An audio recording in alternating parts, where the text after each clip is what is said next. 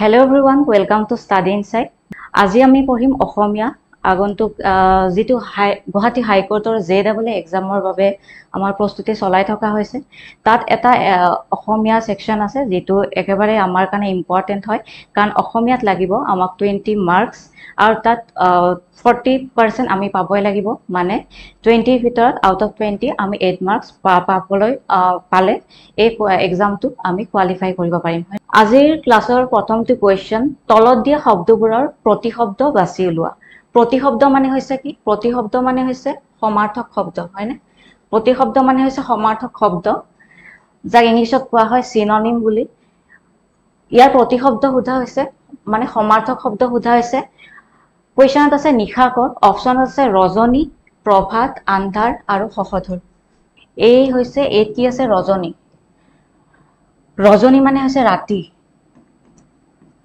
ৰজনী মানে হৈছে ৰাতি তাৰ পাছত কি কৈছে এ কৈছে সি কৈছে ডি কৈছে হয়নে ৰজনী কৈছে ডি কৈছে শশধৰ নিশাকৰ প্ৰভাত মানে আমি জানো প্ৰভাত মানে ৰাতিপুৱা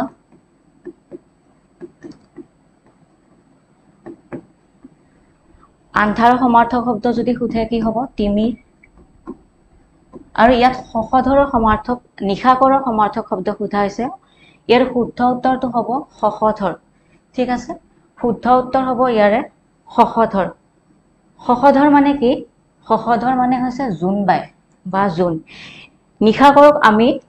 শশধৰৰ উপৰিও আৰু জুন বুলি ক'ব পাৰো জুনবাই ক'ব পাৰো চন্দ্ৰমা ক'ব পাৰো নিশাপতি সুধাকৰ ইন্দু সখী বা শশাংক ঠিক আছে নেক্সট কোৱেশ্চন অম্বৰ নেক্সট কোৱেশ্চন আছে অম্বৰৰ প্ৰতিশব্দ অপচনত আছে ফু গগন তামৰক আৰু সমীৰণ ইয়াৰ উত্তৰ কি হ'ব ফু মানে হৈছে বসুন্ধৰা মানে কি পৃথিৱী হয়নে গগন মানে হৈছে আকাশ তামৰক মানে হৈছে পদুম ফুল আৰু সমীৰণ মানে হৈছে বতাহ ঠিক আছে ইয়াতে অম্বৰৰ সমৰ্থক শব্দ সোধা হৈছে অম্বৰৰ সমৰ্থক ইয়াতে কি হ'ব উত্তৰ কৰিছে নে ডি কৈছে আৰু বি কৈছে ডি বি গগন কৈছে অম্বৰৰ সমাৰ্থক শব্দ হ'ব ইয়াতে গগন ঠিক আছে গগন মানে আকাশ তাৰ লগে লগে মই বাকি কেইটা অপচনত থকা শব্দৰ সমাৰ্থক একেবাৰে কৈয়ে গৈছো আপোনালোকে মনত ৰাখিব ফু মানে বসুন্ধৰা বা পৃথিৱী গগন মানে অম্বৰ আকাশ তামৰক মানে পদুম ফুলক আৰু উৎপল বুলিও কোৱা হয় বা আন আৰু সমাৰ্থক শব্দ আছে মই নেক্সট ক্লাছত আকৌ লৈ আনিম সমীৰণ মানে হৈছে বতাহ হয়নে তাৰ লগতে অম্বৰক আৰু গগনৰ উপৰিও আমি আকাশ বুলি জানো শূন্য বুলি জানো ব্যোম বুলি জানো আৰু অম্বৰ বুলি জানো হয়নে নেক্সট আছে অংগনা অংগনাৰ সমাৰ্থক শব্দ অংগনাৰ প্ৰতিশব্দ সোধা হৈছে কি হ'ব অংগনাৰ সিনোনিম কি হ'ব কুসুম জেউতি সুন্দৰ আৰু নাৰী অংগনা মানে কি উত্তৰ কৰিছানে অংগনা বি বুলি কৈছে বিত কি আছে জেউতি আৰু উত্তৰ কৰকচোন অংগনাৰ সমাৰ্থক শব্দ কি অংগনাৰ প্ৰতিশব্দ কি কুসুম মানে হৈছে ফুল কুসুম মানে হৈছে ফুল বা পুষ্প হয়নে ফুল বা পুষ্প তাৰ পিছতে দীপ্তি মানে হৈছে পোহৰ ইয়াত কি আছে সৰি দীপ্তি নাই জেউতি আছে কুসুম মানে হৈছে ফুল বা পুষ্প জেউতি মানে পোহৰ বা দীপ্তি সুন্দৰ মানে হৈছে ধুনীয়া সকলোৱে জানো আৰু উত্তৰ কি কৈছে ডিটো কৈছে হয়নে নাৰী অংগনা মানে হৈছে নাৰী ঠিক আছে আনসাৰ কৰিছে বহুতে অংগনা মানে হৈছে নাৰী ইয়াৰ উপৰি আকৌ আৰু কি বুলি জানো অংগনা স্ত্ৰী বুলি জানো মানে স্ত্ৰী বুলি কয় মহিলা বুলি কয় ৰমণী বুলি কয় কামিনী বুলি কয় অবলা বা বনিতা ঠিক আছে কেতিয়াবা অংগনা নাথাকি থাকিব পাৰে কামিনী বা অবলা বা বনিতা এনেকেও থাকিব পাৰে সেইকাৰণে আমি প্ৰতিশব্দ যেহেতু পঢ়ি আছো আন কি প্ৰতিশব্দ থাকে এটাৰ উপৰি আৰু কেইটামান মনত ৰখাটো উচিত তেতিয়া এক্সামত আমাৰ প্ৰবলেম নহব অংগনাৰ মানে হ'ব স্ত্ৰী মহিলা ৰমণী কামিনী অবলা বা বনিতা ঠিক আছে, নেক্সট কুৱেশ্যন। নেক্সট আছে প্ৰাজ্ঞ। প্ৰাজ্ঞৰ সমাৰ্থক বা প্ৰতিশব্দ সোধা হৈছে। প্ৰাজ্ঞ, প্ৰাজ্ঞ মানে কি? অপশ্যনত আছে সুধি, সদ আছে প্ৰভু, পানী আৰু কি আছে সোধা। সুধি, প্ৰভু, পানী আৰু সোধা। কুৱেশ্যন আছে প্ৰাজ্ঞ, প্ৰাজ্ঞৰ সমাৰ্থক শব্দ কি হ'ব? প্ৰাজ্ঞৰ সমাৰ্থক শব্দ সুধি নে প্ৰভু নে পানী নে সোধা? কি হ'ব ইয়াৰে শুদ্ধ উত্তৰ? বি বুলি কৈছে হীৰকজ্যোতি আৰু হিমাদ্ৰীয়ে ডি বুলি কৈছে। ঠিক আছে, প্ৰাজ্ঞ মানে হৈছে সুধি। সুধি মানে কি হ'ব? সুধি মানে হৈছে পণ্ডিত লোক। পণ্ডিত লোকক আমি প্ৰাজ্ঞ বুলিও কওঁ বা সুধি বুলিও কওঁ, বা বিদ্যান, মনীষী, বিজ্ঞ বা বিদ্যজন। ঠিক আছে, প্ৰাজ্ঞৰ ওপৰত আমি পণ্ডিত বুলি জানো, বিদ্যান লোক বুলি জানো। বিদ্যানটো আমি খুব পায়ে থাকো, বিদ্যান ব্যক্তি বা বিদ্যান লোক বুলি কয়, প্ৰাজ্ঞ বুলি কয়, মনীষী বুলি কয়, তাৰ লগতে বিজ্ঞ বা বিদ্যজন। লগতে প্ৰভু মানে জানো, প্ৰভু মানে হৈছে ভগৱান, ঈশ্বৰ বা পৰমেশ্বৰ, পৰমাত্মা, হয়নে? পানীৰ সমাৰ্থক আমি জানো জল, নীৰ, অম্বু, বাৰী। তেনেকে সোধা মানে হৈছে অমৃত, অমৃত, অমৃতক আমি সোধা বুলি কওঁ, হয়নে? তাৰ পিছতে আছে সোণ। সোণ অপশ্যনত আছে বক্ৰপুচ্ছ, পুতফল, কশ্ৰী আৰু সোণ। কি হ'ব ইয়াৰ উত্তৰ? সোণৰ প্ৰতিশব্দ সোধা হৈছে, সোণৰ চিননিম সোধা হৈছে। অপশ্যনত আছে বক্ৰপুচ্ছ, পুতফল, কশ্ৰী আৰু সোণ। এইটো উত্তৰ কৰকচোন। সোণ মানে কি জানেনে? সোণৰ অৰ্থটো কি জানেনে নাই? অৰ্থটো জানিলে আমি উত্তৰটো গম পাম, হয়নে? একবালে ডি বুলি কৈছে, ডিত কি আছে? সোণ বুলি আছে, সোণ। সোণ আৰু সোণ আৰু দুদুলে এ কৈছে বক্ৰপুচ্ছ। যিখিনি আমাৰ পেইডৰ ষ্টুডেণ্ট হয় সেইখিনি নিশ্চয় পাৰিব, হয়নে? আমি পেইডত অলৰেডি এইবোৰ লৈছোঁ। সোণ মানে হৈছে সোণৰ সমাৰ্থক আপোনালোকে জানি আচৰিত হ'ব, বক্ৰপুচ্ছ। এতিয়া বক্ৰপুচ্ছ মানে কি? বক্ৰপুচ্ছ মানে কি? বক্ৰপুচ্ছ মানে হৈছে কুকুৰ। ঠিক আছে, কুকুৰ, ডগ। বক্ৰপুচ্ছ মানে হৈছে কুকুৰ বা ডগ। তাৰ লগতে পুতফলৰ সমাৰ্থকটো মই কৈ দিওঁ। পুতফলৰ সমাৰ্থক হৈছে কঁঠাল। ঠিক আছে, এইবোৰো মনত ৰাখিব। খুব আনকমন হয় এইবিলাক ৱৰ্ড, বেছি ইউজ হৈ নাথাকে, এক্সামত আহি গ'লে দিগদাৰ হ'ব। সূৰ্যৰ সমাৰ্থক শব্দ, আকাশৰ সমাৰ্থক শব্দ, ফুলৰ সমাৰ্থক শব্দ, সেইবোৰ আমি আগৰ পৰাই জানি আহিছোঁ। আৰু আগতে সহজ কুৱেশ্যন দিলে বুলি এনেকুৱা নহয় যে এতিয়াও খুব সহজ হৈ থাকিব, কাৰণ আজিকালি এক্সামবিলাক আপোনালোকে গমেই পাইছে যে একেবাৰে সহজ হৈ থকা নাই। আৰু আগৰ কুৱেশ্যনক ফ'ল' কৰি এনেকুৱা লাগে যে অসমীয়া বিষয়টো বিশেষকৈ JEE কুৱেশ্যন পেপাৰ দেখি বহুত হাঁহে যে খুব ইমান ইজি কুৱেশ্যন একেবাৰে পাৰোঁ, হয়নে? নপঢ়িলেও পাৰিম, কিন্তু তেনেকুৱা নহ'বও পাৰে। যিহেতু হৈ যোৱা কিছুমান এক্সামত আমি গমেই পাইছোঁ যে যিটো পঢ়ি গৈছে সেইটো হোৱা নাই, খুব এটা বেলেগ আহি যায় কুৱেশ্যন পেপাৰ। তো আমি প্ৰিপাৰেশ্যনটো তেনেকৈ কৰিব লাগিব, অকণমান হাই লেভেল হ'ব লাগিব। সেই আকাশ, আদিত্য, সূৰ্য, গগন, আকাশ পঢ়ি থাকিলে নহ'ব, হয়নে? অলপ বেলেগ পঢ়িব লাগিব এতিয়াৰ পৰাই। পুতফল মানে হৈছে কঁঠাল, কশ্ৰী মানে হৈছে কুৎসিত, কুৎসিত বা অশুৱনি, অশুৱনি, যিটো বেয়া দেখিলে আমি কওঁ কুৎসিত বুলি কওঁ। আৰু সোণ মানে হৈছে কি? স্বৰ্ণ। সোণ মানে হৈছে স্বৰ্ণ বা গ'ল্ড, হয়নে? সোণ বুলি ক'লে বহুতে সোণ বুলি ভাবে, সোণটো বেলেগ। সোণ মানে হৈছে কুকুৰ বা বক্ৰপুচ্ছ, আৰু সোণ মানে হৈছে স্বৰ্ণ, সুবৰ্ণ, হয়নে? তাৰ লগতে কি কি আছে আৰু আমি চাই লওঁ। কুকুৰক বক্ৰপুচ্ছ কোৱাৰ উপৰিও আৰু কি বুলি কোৱা হয়? গৃহমৃগ বুলি কোৱা হয়, গৃহমৃগ বুলি কোৱা হয়, শ্বান বুলি কোৱা হয়, সাৰমেয় বুলি কোৱা হয়, সাৰমেয়, লগতে কুকুৰ, হয়নে? নেক্সট আছে পৰাৎপৰ। পৰাৎপৰ, পৰাৎপৰৰ প্ৰতিশব্দ বা পৰাৎপৰৰ সমাৰ্থক শব্দ কি? পৰাৎপৰৰ সমাৰ্থক শব্দ কি? ইয়াত আছে অজ, পৰস্পৰ, মহৎ আৰু আদিত্য। ইয়াৰ উত্তৰ কি হ'ব? অজ, পৰস্পৰ, মহৎ নে আদিত্য? এইটো কওকচোন, এইটো কি হ'ব? হিমাদ্ৰী এ কৈছে, আৰু হিমাদ্ৰীৰ পৰা এ আৰু পৰাৎপৰ, পৰাৎপৰৰ সমাৰ্থক শব্দ বা প্ৰতিশব্দ কি হ'ব অজ পৰস্পৰ মহৎ নে আদিত্য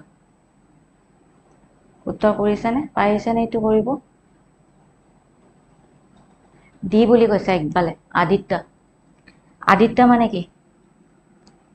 আদিত্য মানে হৈছে সূৰ্য সূৰ্য বা ভাস্কৰ আৰু বহুত নাম আছে হয়নে ইয়াতে সোধা হৈছে পৰাৎপৰ অনিৰুদ্ধই কৈছে চি দেৱাংগই কৈছে পৰাৎপৰ কি হ'ব ইয়াৰ শুদ্ধ উত্তৰ হ'ব ইয়াৰে অজ ঠিক আছে অজ এতিয়া অজ মানে কি অজ মানে হৈছে ঈশ্বৰ বা ভগৱান ঠিক আছে ঈশ্বৰ ভগৱান বিধাতা খুদা আল্লাহ আমি খুদা বুলি কওঁ হয়নে ইছলাম ধৰ্মৰ লোকসকলে আল্লাহ খুদা বুলি কয় প্ৰভু জগদীশ দীনবন্ধু পৰমেশ্বৰ পৰম পিতা জগতপতি জগত স্ৰষ্টা ধাতা ঈশ কৰুণাময় দয়াময় ইয়াৰে ভালেকেইটা আমি জানোৱেই ঈশ্বৰৰ সমাৰ্থক শব্দ আমি ভালেকেইটাই জানো যে ভগৱান বিধাতা খুদা আল্লাহ প্ৰভু পৰমেশ্বৰ পৰম পিতা জগতপতি এনেকে ক'লে আমি জানো কিন্তু যদি আমাক পৰাৎপৰ বুলি সোধে অজ বুলি সোধে তেতিয়া আমি ভয় খাম যে কি হ'ব যিটো উত্তৰ কৰি আহিম হয়নে সেইকাৰণে আমি জনাটো দৰকাৰ যে অজ বা পৰাৎপৰ মানে হ'ব ঈশ্বৰ ভগৱান বা বিধাতা খুদা আল্লাহ আদি হয়নে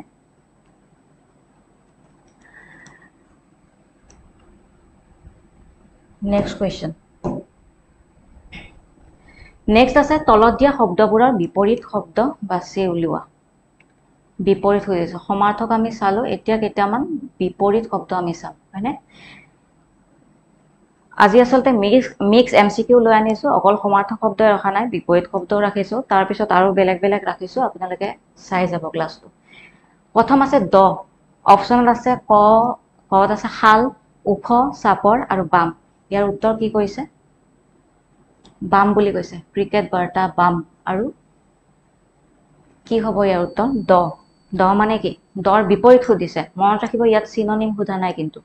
সমাৰ্থক সোধা নাই তাৰ অপজিট ৱৰ্ড সুধিছে বিপৰীত শব্দ সুধিছে অপজিট ৱৰ্ড সুধিছে দ শাল উখ চাপৰ আৰু বাম কি হ'ব ডি বুলি কৈছে হয়নে বহুতে ডি হ'ব ইয়াৰে শুদ্ধ উত্তৰ বাম দ মানে কি দ বাম আৰু বাম মানে হৈছে বিপৰীত হৈছে মানে ওপৰত দ মানে চাপৰ দত থকা আৰু ওপৰত থকাটো আমি বাম বুলি কওঁ হয়নে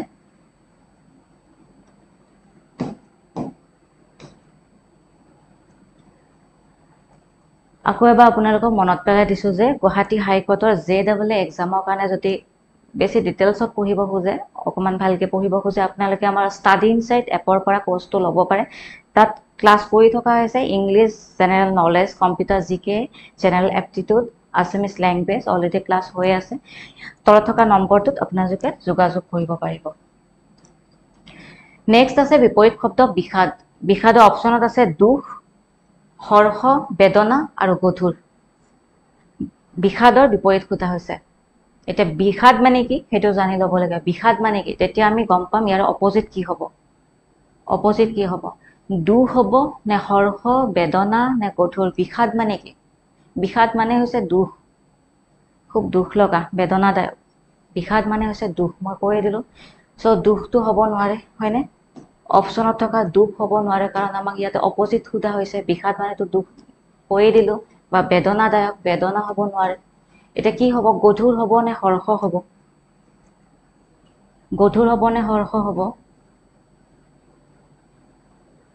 যোগানন্দ কোঁৱৰে কৈছে খ চাইনে কৈছে বি হৰ্ষ হ'ব হয়নে হৰ্ষ মানে হৈছে আনন্দ যেহেতু ইয়াত বিপৰীত সোধা হৈছে বিষাদৰ বিপৰীত শব্দ হ'ব হৰ্ষ বা আনন্দ তাৰ পিছত আছে বিপৰীত শব্দ সোধা আছে সংক্ষিপ্ত অপচনত আছে বিশাল সংক্ষেপ চমু আৰু বিস্তৃত সংক্ষিপ্তৰ বিপৰীত শব্দ সোধা হৈছে বিশাল সংক্ষেপ চমু আৰু বিস্তৃত কি হ'ব ইয়াৰ উত্তৰ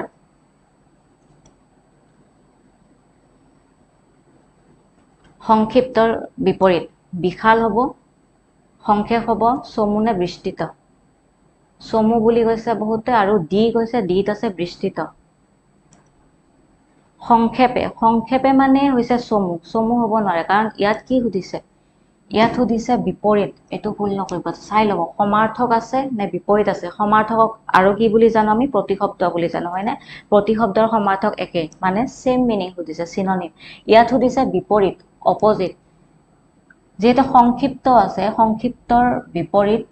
চমু হ'বই নোৱাৰে। যদি সমাৰ্থক সুধিলে হয় তেতিয়া চমু হ'ব। ইয়াতে বিশাল মানে হৈছে ডাঙৰ, সংক্ষেপ মানে হৈছে সংক্ষিপ্ত আৰু সংক্ষেপ একেই হয়। যেহেতু বিপৰীত সোধা হৈছে তেনেহ'লে কি হ'ব? বিস্তৃত, হয়নে? বহলভাৱে, বিস্তৃতভাৱে, বিস্তৃত পৰিসৰ বা বহল পৰিসৰ। সংক্ষিপ্ত বুলি কওঁ, তাৰ অপজিটটো কি হ'ব? বিস্তৃত, মানে বহল পৰিসৰ। তাৰ পিছতে আছে পৌৰ। পৌৰৰ বিপৰীত শব্দ সোধা হৈছে। অপশ্যন আছে অপ্ৰিয়, পুৰণি, যুৱ আৰু পৌৰাণিক। কি হ'ব? হিমাদ্ৰীয়ে কৈছে এণ্টনিম, হয়নে? এনেকৈ মনত ৰাখিব আপোনালোকে। অসমীয়াটো দিলে বহুতে কনফিউজ হ'বও পাৰে, কাৰণ আমি অসমীয়াটো সচৰাচৰ অসমীয়া গ্ৰামাৰ আমি স্কুলত যি পঢ়িছিলোঁ তাৰ পাছত বাদেই দিওঁ। এই হাইকোৰ্টৰ এক্সাম কাৰণে আকৌ পঢ়ি আছোঁ, কিন্তু বেলেগ এক্সামত অসমীয়া গ্ৰামাৰ ইমান বেছি নাহে। আগতে আহিছিলে দুই এটা, আজিকালি খুব কমেই আহে। আছামিজ লিটাৰেচাৰক বেছি গুৰুত্ব দিয়া হয়, লেংগুৱেজটো খুব বেছি গুৰুত্ব দিয়া নহয়, কিন্তু গ্ৰামাৰখিনিও আমাক লাগে, হয়নে? তাৰ উত্তৰ কি কৰিছে? চিটো কৰিছে। চি। পৌৰ হ'লে কি হ'ব? যুৱ। কোনোবাই আকৌ পৌৰাণিক বুলি কৈছে, পৌৰাণিক নহয়। পৌৰৰ বিপৰীত হ'ব যুৱ। পৌৰ মানে হৈছে পুৰণি আৰু যুৱ মানে হৈছে নতুন, নবীন। ঠিক আছে। তাৰ পাছত আছে তলত দিয়া শব্দবোৰৰ শুদ্ধ ৰূপটো বাছি উলিওৱা। তলত দিয়া শব্দবোৰৰ শুদ্ধ ৰূপটো বাছি উলিওৱা। এনেকুৱা ধৰণৰ কুৱেশ্যন ইংলিছত বহুত আহে, হয়নে? মানে শুদ্ধ ৱৰ্ডটো আমাক ভুলকৈ দিয়াই থাকে, তাৰে ভিতৰত এটা শুদ্ধ আছে, সেইটো আমাক বাছি উলিয়াব লাগে। ইংলিছত খুব বেছি আমি কৰোঁ এইটো বস্তু, কিন্তু অসমীয়াত পাৰিম নে নাই এতিয়া চাই লওঁ। অসমীয়াত খুব বেছি প্ৰেক্টিচৰ প্ৰয়োজন। ইংলিছত যেনেকৈ তেনেকুৱা একো নিয়ম নাথাকে, কিন্তু আমাক প্ৰেক্টিচ লাগে। মানে যিমান বেছি আমি পঢ়িম, নতুন নতুন শব্দ শিকিম, সিমানে আমি এইবোৰ পাৰিম যে শুদ্ধ বানানটো কোনটো হয়। অধিৱেশন আছে ইয়াতে, অধিৱেশন, অধিৱেশন, অধিৱেশন, অধিৱেশন। ক, খ, গ, ঘৰ ভিতৰত কোনটো হ'ব? গোটেইকেইটা অধিৱেশনে আছে আৰু সকলোৱে উত্তৰ কৰিছে ক, হয়নে? অধিৱেশন হ'ব ইয়াৰে শুদ্ধ উত্তৰ। অধিৱেশন হ'ব ইয়াৰে শুদ্ধ উত্তৰ। যিটো কত আছে, অধিৱেশন হছইকাৰ হ'ব, থত আৰু ৱ থাকে, হয়নে? তেনেকৈ আমি মনত ৰাখিব লাগিব। আৰু এইবোৰ প্ৰেক্টিচৰ প্ৰয়োজন, বেলেগ একো নাই। প্ৰেক্টিচ কৰি থাকিব লাগিব, আহি যাব। নতুন নতুন অসমীয়া শব্দ আমি চাই থাকিব লাগিব ডেইলি, তেতিয়া আহি যাব। তাৰ পাছত আছে committee. Committee, committee, committee, committee, committee. Durga Puja আহি আছে, বহুতে কমিটি গঠন কৰি আছে এতিয়া, হয়নে? এতিয়া কমিটি শুদ্ধটো চাই লওঁ। কোনটো লিখাই থাকে চিঠি পত্ৰবোৰত? কমিটি কোনটো থাকে? কোনটো কমিটি শুদ্ধ হ'ব? এগেইন এই বুলি কৈছে, এই বুলি কৈছে। চাই লওঁ আমি শুদ্ধ উত্তৰটো। ইয়াতে কমিটি এ নহ'ব, ঠিক আছে? কমিটিত মূৰ্ধন্য তত সদায় দীৰ্ঘইকাৰ থাকে। খটো হ'ব ইয়াৰে শুদ্ধ উত্তৰ। আপোনালোকে চাই ল'বচোন ভালকে, ক্লাছটোৰ শেষত চাই ল'ব। কমিটিত দুইটাতে হছইকাৰ থাকে নে মূৰ্ধন্য তত দীৰ্ঘইকাৰ থাকে? মত হছইকাৰ থাকে, কিন্তু মূৰ্ধন্য তত দীৰ্ঘইকাৰ থাকে। তেতিয়া হৈ গ'ল কমিটি, হয়নে? মানে এনেকে দিলে কি হয়, চব পাৰো পাৰো লাগে আৰু গোটেইকেইটা হয় লাগি থাকে। গোটেইকেইটাই যেন হয় তেনেকুৱা লাগি থাকে, হয়নে?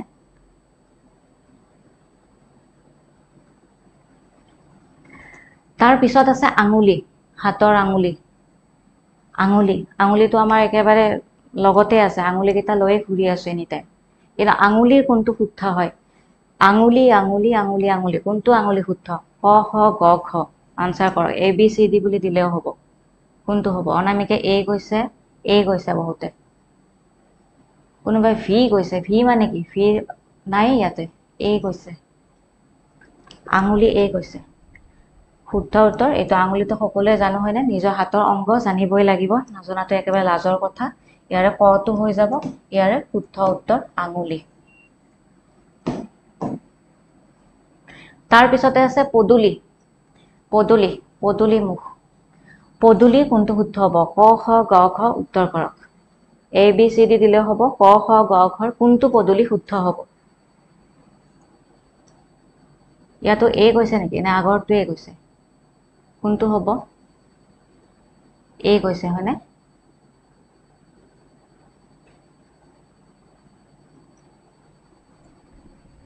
ইয়াৰে শুদ্ধ হ'ব কটো হ'ব ইয়াৰে শুদ্ধ উত্তৰ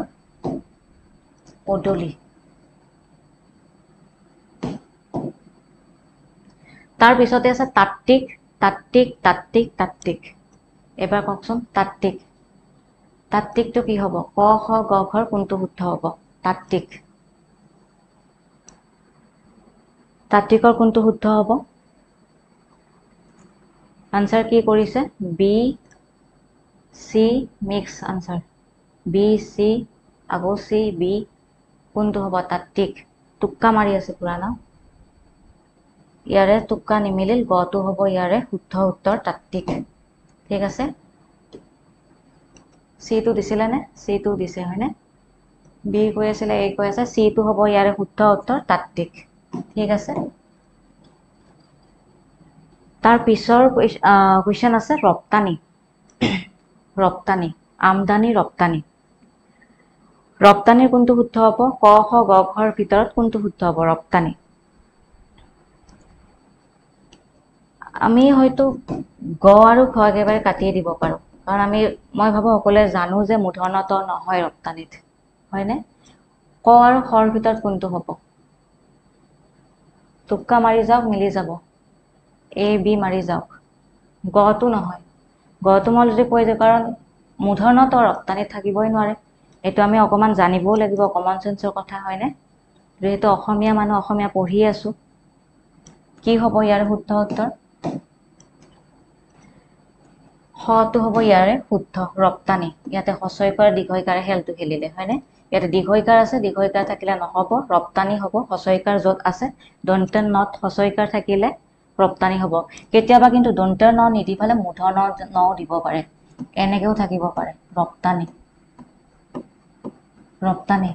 তেতিয়াও কিন্তু হয় লাগে ন দেখিলে যদি এইটোৰ সলনি এইটো দি দিয়ে তেতিয়াও কিন্তু এইটোৱে দিলে হয় বহুতে মই জানো হয় লাগে দেখিলে হয় লাগে ঠিক আছে তাৰ পিছতে আছে লালতি লালতি মানেতো জানেই মুখৰ পৰা ওলা লালতি মুখৰ পৰা ওলাই থকা লালতি যেটো স্কিনৰ কাৰণে ভাল বুলি কয় হয়নে লালতি লালতিৰ কোনটো শুদ্ধ স্কিনৰ মেডিসিন লালতি কোনটো হ'ব এ কৈ আছে আৰু বি কৈ আছে এ আৰু বি কোনটো হ'ব লালতি স্কিনত লগাই নে নাই লালতি ছোৱালীবোৰে লালতি এৰ শুদ্ধ উত্তৰ হব কটো মূৰ্ধন্য ত থাকে ঠিক আছে লালতিত দন্তত্ব নাথাকে মূৰ্ধন্য ত থাকে আৰু কেতিয়াবা আপোনালোকে এনেকুৱা কৰিব এনেকুৱা কোৱেশ্চন যেতিয়া আহে কোৱেশ্চনটো থাকি এবাৰ লিখি চাব ঠিক আছে সৰুৰ পৰা যেটো আমাৰ লিখা প্ৰেক্টিস থাকে হেতু আমাৰ আহি যায় আমি এটো কৰো বহুতে কৰো ইংলিশ ওয়াৰ্ড লিখিলেও কৰো অসমীয়া লিখিলেও কৰো কেতিয়াবা এনেকে যদি কনফিউজ লাগে তেতিয়া কোৱেশ্চনটো থাকি লব পিছফালে আপোনালোকে নিজে লিখিবচোন এবাৰ লালতি ওয়াৰ্ডটো লিখিব হাতেৰে চাব নিজে শুদ্ধটো লিখা যায় মই কিন্তু তেনেকুৱা কৰো আৰু বহুতে কৰে তেনেকুৱা কাৰণ আমি সৰুৰে পৰা কিছুমান ওয়াৰ্ড লিখিয়ে থাকো আৰু লিখোতে আমাৰ হাতৰ পাকতে আহি যায় এনেকে চালে আমাৰ খুব কনফিউজ হোৱা যায় হয়নে এবাৰ লিখি চাব আপোনালোকে ইয়াৰ কটো হ'ব শুদ্ধ উত্তৰ তাৰ পিছতে আছে ভৱিষ্যৎবাণী ইয়াতে কি হ'ব ভৱিষ্যৎবাণী নে ভৱিষ্যৎবাণী আগতে সেইটো আমি ঠিক কৰি লওঁ আসলে কোনটো শুদ্ধ ভৱিষ্যৎবাণী নে ভৱিষ্যৎবাণী তাৰ পাছতে আহিব ভৱিষ্যৎবাণী আৰু ভৱিষ্যৎবাণীৰ কোনটো শুদ্ধ বানান কোনটো শুদ্ধ হ'ব ইয়াতে বি টো কৈছে বহুতে ভৱিষ্যৎবাণী হটো হ'ব ইয়াৰ শুদ্ধ উত্তৰ আমি সকলোৱে জানো হয়নে বহুতে কিন্তু ভৱিষ্যৎবাণী বুলিও কয় ভৱিষ্যৎ তটো কাটি দিয়ে ভৱিষ্যৰ লগত ভৱিষ্যৎ লগায় মানে ভৱিষ্যৰ লগত বাণীটো লগাই দিয়ে ভৱিষ্যৎবাণী কিন্তু ভৱিষ্যৎ থাকিলে ভৱিষ্য ফিউচাৰক আমি কওঁ ভৱিষ্য কিন্তু যেতিয়া বাণীটো লগাই দিয়া যায় তেতিয়া এটা হসন্ত আহি যায় বা দন্ত্যত্ব আহি যায় ভৱিষ্যৎবাণী হৈ যায় তেতিয়া হয়নে বি নহলে আজি ভাত নাখাও কৈছিলে তো আজি ভাতটো খাব পাৰিব আপুনি হটোৱে হ'ব ইয়াৰ শুদ্ধ উত্তৰ ভাতটো খাই ল'ব ক্লাছৰ পিছত তলত দিয়া শব্দবোৰৰ শুদ্ধ ৰূপ এইটোৱে কৰি আছো নেক্সট আছে ফস্মিভূত তাৰ পাছত আছে ফস্মিভূতৰ কোনটো হ'ব ক খ গ খৰ কোনটো হ'ব ফস্মিভূতৰ কোনটো হ'ব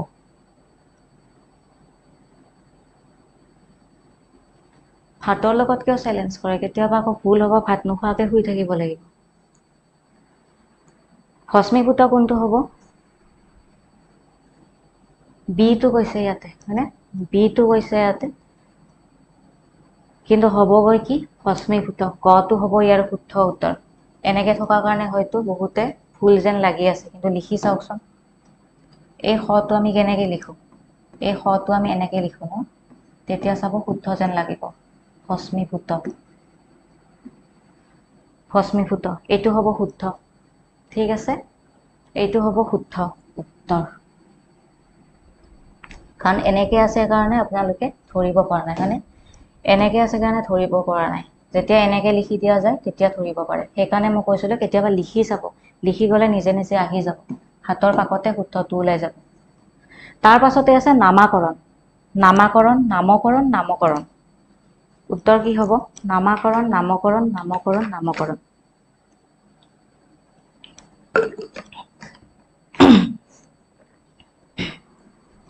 নামাকৰণ নে নামকৰণ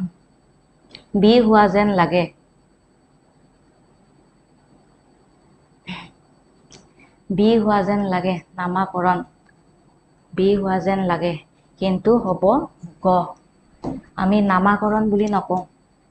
যেতিয়া কেঁচুৱা এটা জন্ম পায় নাম থোৱা পৰ্ব থাকে তেতিয়া কি কওঁ আজি নামাকৰণ আছে কিন্তু নামাকৰণ নহয় নামকৰণ বুলি ক'ব নামাকৰণটো একেবাৰে ভুল অসমীয়াত নামাকৰণ নকয় নামকৰণ বুলি কয় ঠিক আছে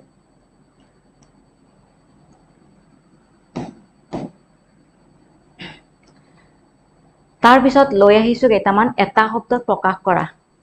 ওৱান ৱৰ্ড সাবস্টিটিউশন এটা শব্দত প্ৰকাশ কৰা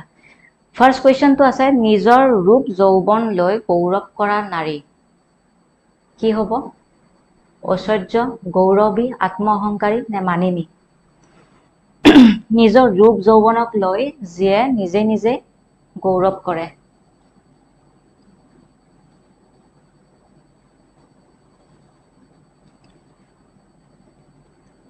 ছাৰে ভাত বিচাৰি আছে ক্লাছত নিজৰ ৰূপ যৌৱন লৈ গৌৰৱ কৰা নাৰী কি হ'ব ঐশ্বৰ্য বুলি কয় নে গৌৰৱী আত্মঅহংকাৰী নে মানিনী কি বুলি কৈছে চি কৈছে হয়নে চি নহ'লে ভাত নাখাম তো পৰিস্মিতা আজি ভাত খাব নোৱাৰে ঠিক আছে পৰিস্মিতাটো ভাত খাব নোৱাৰে আৰু কোনে কোনে ভাত নাখায় কওকচোন চেলেঞ্জ কৰক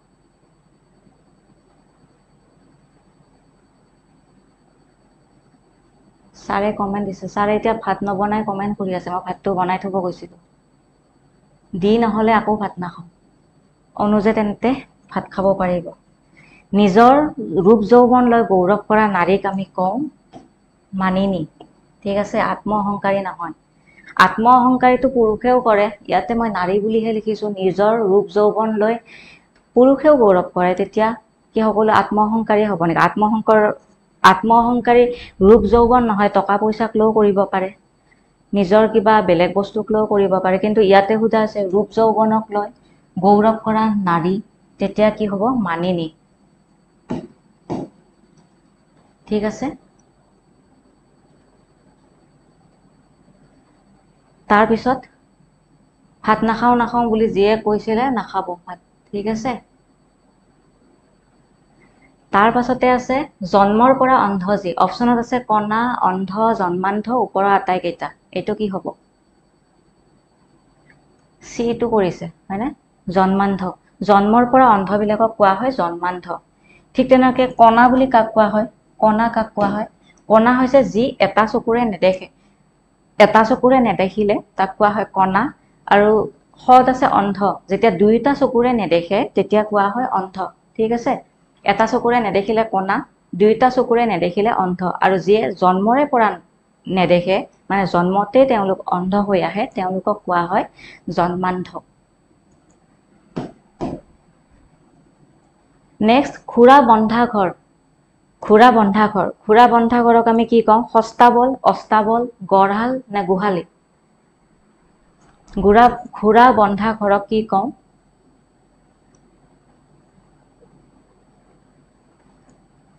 সস্তাবল, অস্তাবল, গড়হাল নে গোহালি? গোহালি কৈছে। খুৰা গোহালিতো বান্ধে নেকি? গৰুহে বান্ধে। কি হ'ব? বিটো কৈছে হয়নে? বিটো হ'ব ইয়াৰে শুদ্ধ উত্তৰ অস্তাবল। বিটো হৈ যাব ইয়াৰে শুদ্ধ উত্তৰ অস্তাবল। খুৰা আকৌ গোহালিত আনি নাবান্ধিব দেই, কাজিয়া হ'ব গৰুৰ লগত। অস্তাবলত বান্ধিব খুৰা, গোহালিত কিয় বান্ধে? তাৰপিছত আছে আগতীয়াকৈ দিয়া।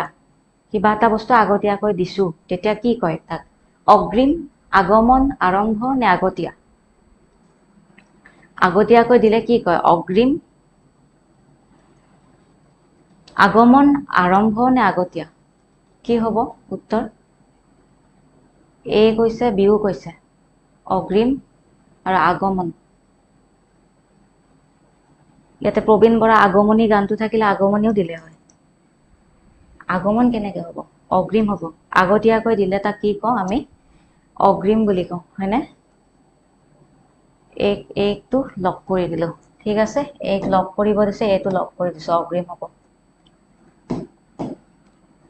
তাৰ পিছৰ কুৱেশ্যন আছে, যি কথা লগাই ফুৰে।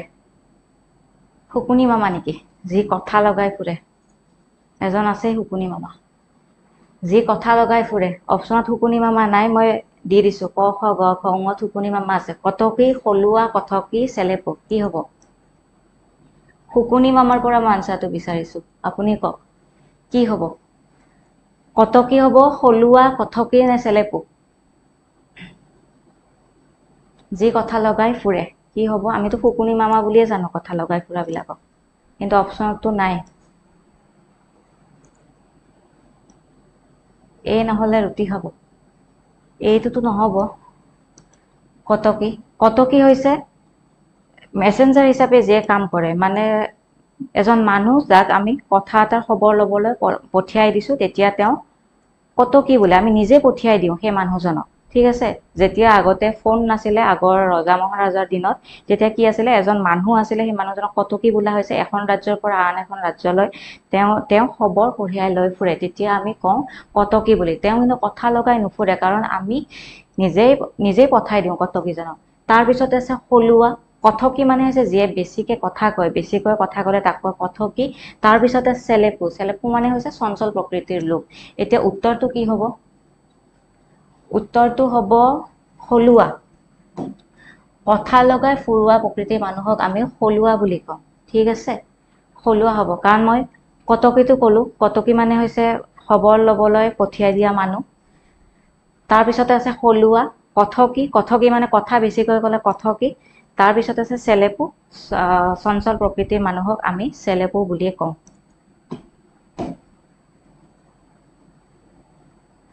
নেক্সট আছে, এটা সন্তান হোৱাৰ পৰা আন এটা হোৱালৈকে সময়। অপশ্যনত আছে বাজি, গৰ্ভস্থ, গৰ্ভধাৰণ আৰু আনজ। ইয়াৰে উত্তৰ কি হ'ব? এটা সন্তান হোৱাৰ পৰা আন এটা হোৱালৈকে সময়। কুৱেশ্যনটো বুজি পাইছে আপোনালোকে? এটা সন্তান জন্ম পাইছে, ধৰক 3 বছৰ পাছত আৰু আন এটা সন্তান জন্ম পাইছে। সেই মাজৰ সময়খিনি, 3 বছৰৰ মাজৰ সময়খিনিক মহিলাগৰাকীক কি বুলি কয়? বাজি বুলি কয়, গৰ্ভস্থ, গৰ্ভধাৰণ নে আনজ? উত্তৰ কি কৰিছে? ডিটো উত্তৰ কৰিছে হয়নে? বহুতে ডিটো উত্তৰ কৰিছে। ইয়াৰ শুদ্ধ উত্তৰ হ'ব আনজ। এটা সন্তান হোৱাৰ পাছত আন এটা সন্তান জন্ম পোৱাৰ মাজৰ সময়খিনি 3 বছৰ হ'ব পাৰে, 5 বছৰ হ'ব পাৰে, সেই মাজৰ সময়খিনি আমি আনজ বুলি কওঁ।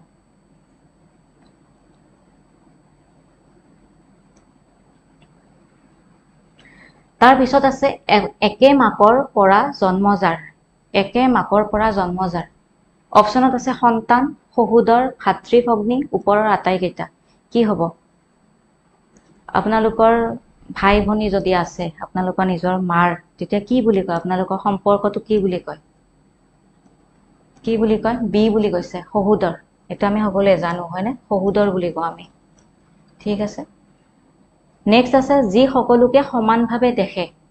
যি সকলোকে সমান চকুৰে চাই বা সমানভাৱে দেখে কি বুলি কওঁ আমি অনুগামী সমদৰ্শী অগ্ৰগামী নে ওপৰৰ এটাও নহয় ইয়াৰ উত্তৰ কি কৰিছে অনুগামী সমদৰ্শী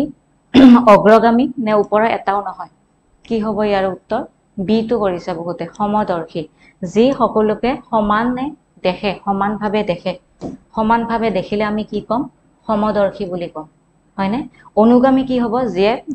পিছে পিছে যায় বা পিছে পিছে চাই ফলো কৰি যায় অনুসৰণ কৰে তেতিয়া আমি কওঁ অনুগামী আৰু অগ্ৰগামী হৈছে যিয়ে আগে আগে যায় আগে গ'লে আমি কি বুলি কওঁ অগ্ৰগামী হয়নে অনুগামীটো হৈছে যিয়ে অনুসৰণ কৰি যায় পিছে পিছে যায় আৰু আগে গ'লে অগ্ৰগামী বুলি কওঁ আৰু যিয়ে সকলোকে সমান চকুৰে চাই বা সমানভাৱে দেখে তাক আমি কওঁ সমদৰ্শী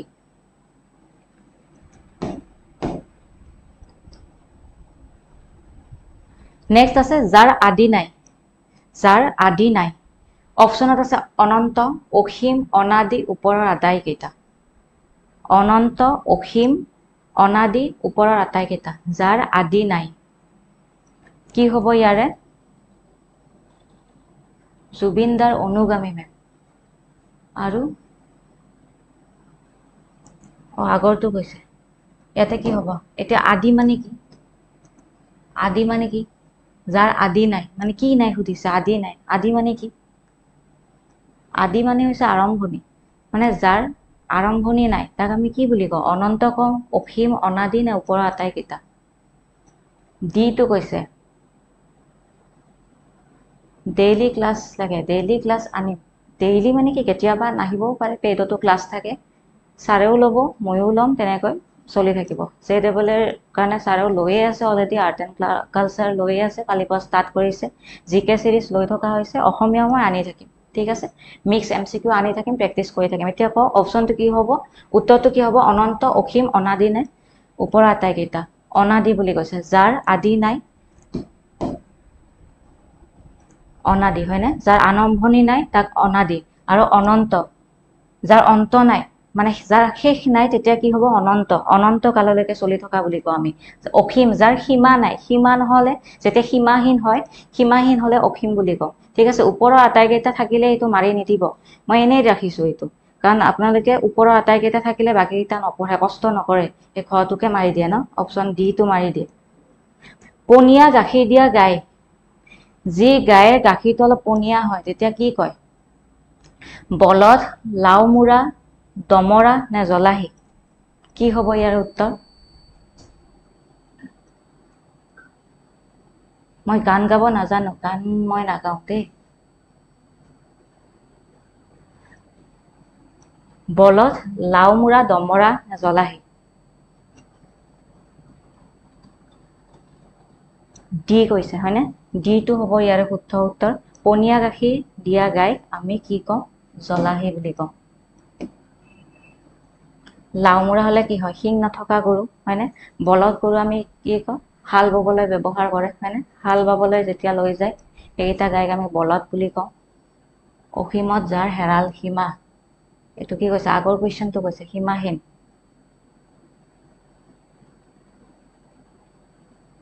আছামিছত 8 পাম যেনে লাগিছে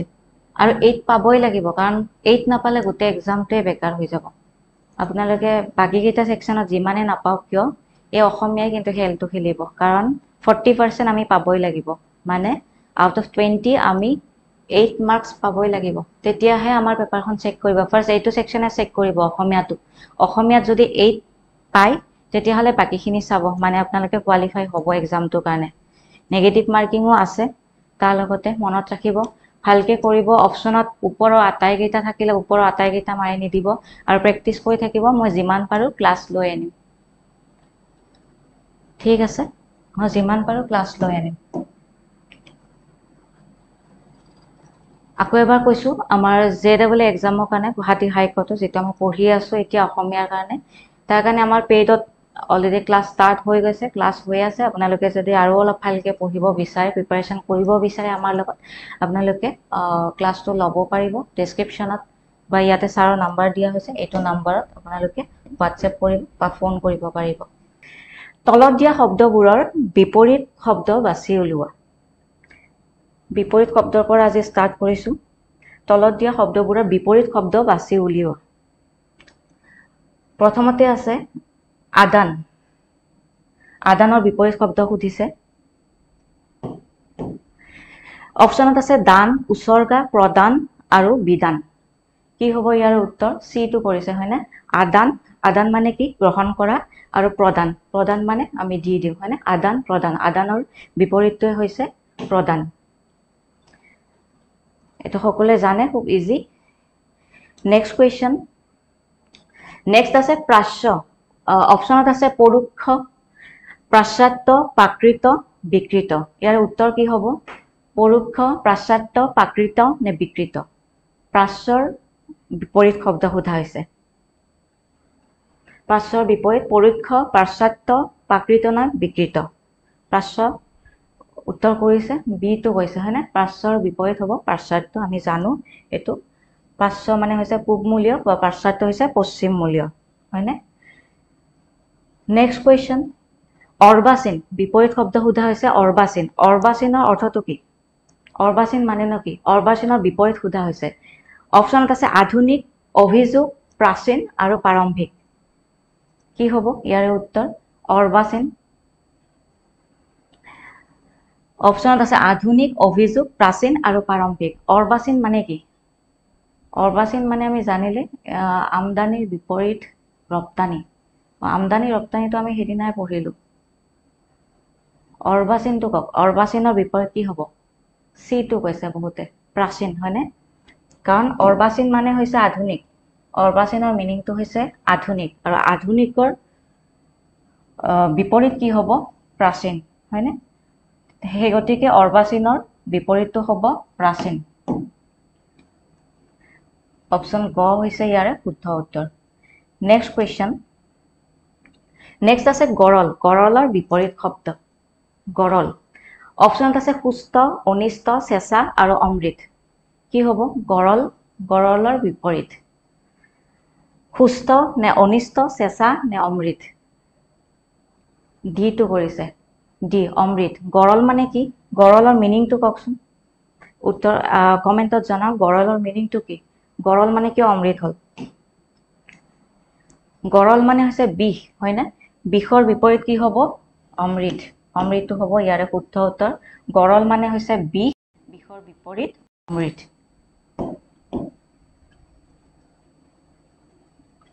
তাৰ পিছতে আছে উজু উজুৰ বিপৰীত সোধা হৈছে গৰল মানে বিষ নিপামনি কৈছে হয় গৰল মানে বিষ নেক্সট আছে উজু উজুৰ বিপৰীত শব্দ কি হ'ব কঠিন হ'ব নে দুষ্কৰ টান নে ওপৰৰ আটাইকেইটা উজু উজু মানে কি উজু এ কৰিছে সি কৰিছে ডি কৈছে উজু কঠিন হয়নে উজু মানে সহজ সহজৰ বিপৰীত কঠিন আৰু কি কৰিছে বহুতে বেলেগ বেলেগ আনসাৰ দিছে সি ডি ইয়াৰ শুদ্ধ উত্তৰ হ'ব ওপৰৰ আটাইকেইটা কাৰণ কিয় উজু মানে হৈছে সহজ উজু মানে হৈছে সহজ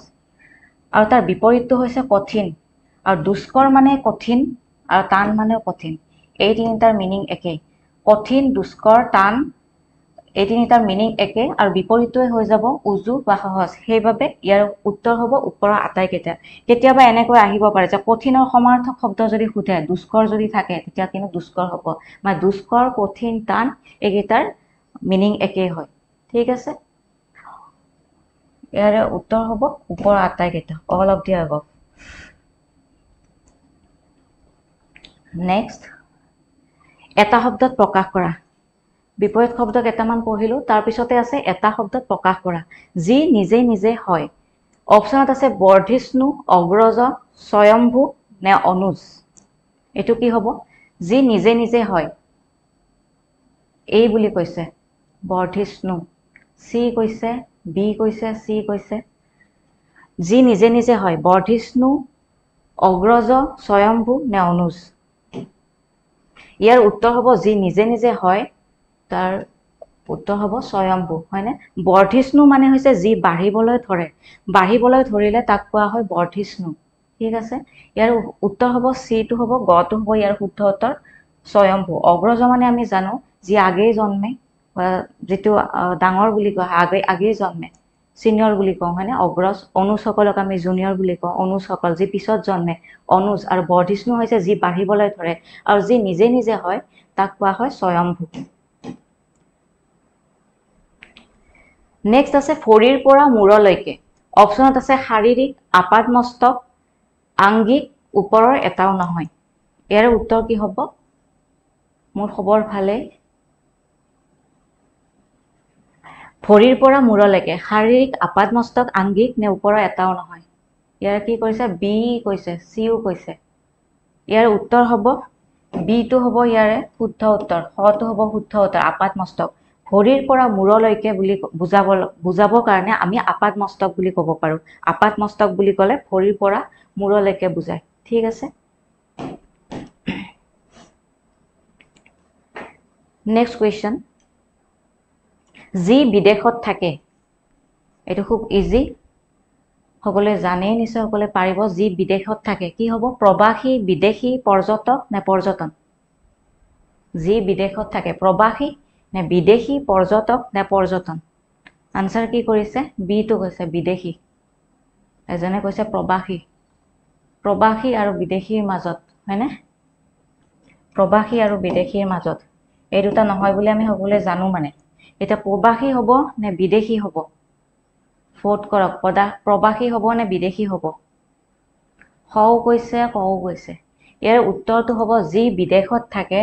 তাৰ উত্তৰটো হ'ব প্ৰবাসী ঠিক আছে বিদেশত থকা লোকক আমি প্ৰবাসী বুলি কওঁ মই জানিছিলো যে এটো সকলে কনফিউজ হ'ব এটো কোৱেশ্চনত সেইভাবে মই ৰাখিছো বিদেশত থকা লোকক আমি প্ৰবাসী বুলি কওঁ আৰু যি বিদেশৰ পৰা আহে তেতিয়া হ'ব বিদেশী ঠিক আছে যি বিদেশৰ পৰা আহে তেতিয়া হ'ব বিদেশী আৰু বিদেশত থাকিলে হ'ব তেওঁলোকক আমি কি কম প্ৰবাসী ঠিক আছে আমাৰ যি সকল অসমীয়া মানুহ থাকে বিদেশত আমি কি বুলি কওঁ প্ৰবাসী অসমীয়া লোক বুলি কওঁ হয় না আৰু বিদেশৰ পৰা আহিলেহে তেওঁলোকক বিদেশী বুলি কওঁ যি বাহিৰৰ পৰা আমাৰ দেশলৈ আহে তেওঁলোকক আমি বিদেশী বুলি কওঁ ঠিক আছে মন থাকিব এটো বিদেশত থাকিলে হ'ব প্ৰবাসী আৰু বিদেশৰ পৰা যি সকল আহে তেওঁলোক হ'ব বিদেশী নেক্সট লোৰ সামগ্ৰী তৈয়াৰ কৰা লোক লোৰ মানে বুজি পাইছে লোহাৰ সামগ্ৰী লোৰ সামগ্ৰী তৈয়াৰ কৰা লোক মৃন্ময় কহাৰ কুমাৰ নে কমাৰ মনত থাকিব ন ঠিক আছে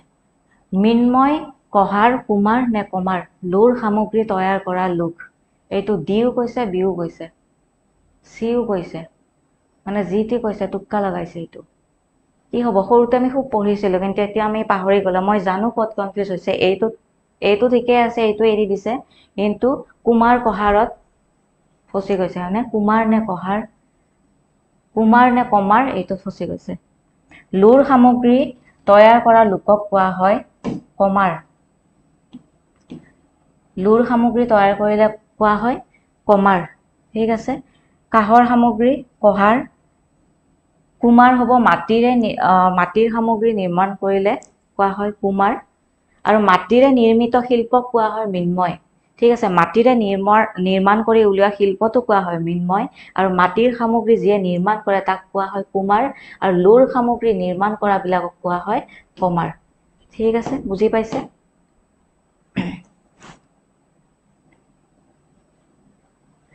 নেক্সট আছে অমাৱস্যা পূৰ্ণিমা আদি তিথিত পালন কৰা ব্ৰত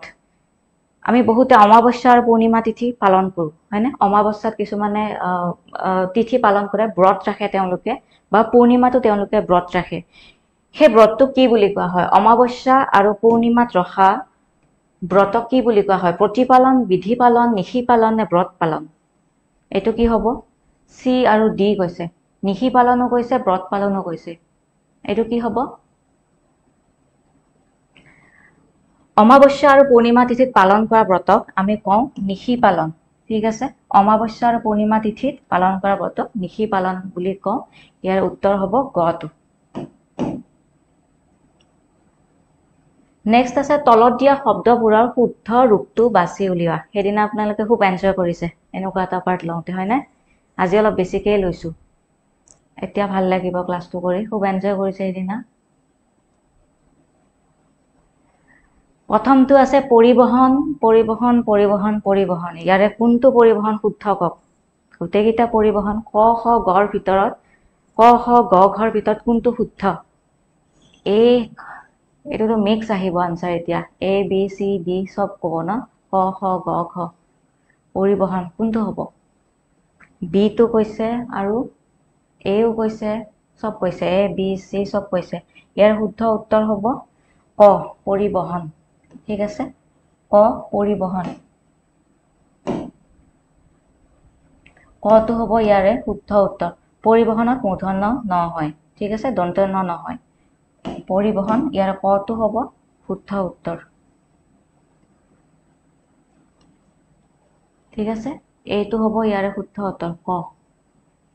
মূৰ্ধন্য ন হ'ব পৰিবহনত দন্তৰ ন নহয় ঠিক আছে ওৱবটো নহয় আপোনালোকে জানে এই দুটাটো নহয় এইটো নহয় এতিয়া মূৰ্ধন্য ন আৰু দন্তৰ মাজত আমাৰ খেলিমেলি লাগে পৰিবহনত মূৰ্ধন্য ন হয় ঠিক আছে মনত থাকিব তাৰ পিছতে আছে অনুমানিক আনুমানিক আনুমানিক অনুমানিক ইয়াৰ কোনটো শুদ্ধ আনুমানিক বুলি যে কওঁ বা অনুমানিক বুলি কওঁ কিছুমানে অনুমানিক কয় আনুমানিক কয় কোনটো শুদ্ধ অনুমানিক নে আনুমানিক তাৰ লগতে আপোনালোকে বানানটো চাব দন্তৰ ন নে মূৰ্ধন্য ন কোনটো হয় বি কৈছে এও কৈছে আৰু বি নহলে আজি ভাত নাখাওঁ কৈছে আকৌ আজি ভাতত আহি গ'ল বি কৈছে হয়নে আনুমানিক এইটো হ'ব ইয়াৰে শুদ্ধ উত্তৰ ভাত খাব পাব এতিয়া আনুমানিক আনুমানিকটোৱে হ'ব শুদ্ধ উত্তৰ তাৰ পিছতে আছে পুঞ্জীভূত পুঞ্জীভূত পুঞ্জীভূত পুঞ্জীভূত ক খ গৰ ভিতৰত কোনটো শুদ্ধ হ'ব পুঞ্জীভূত এইটো কৰকচোন এইটো কি হ'ব পুঞ্জীভূতত কি হ'ব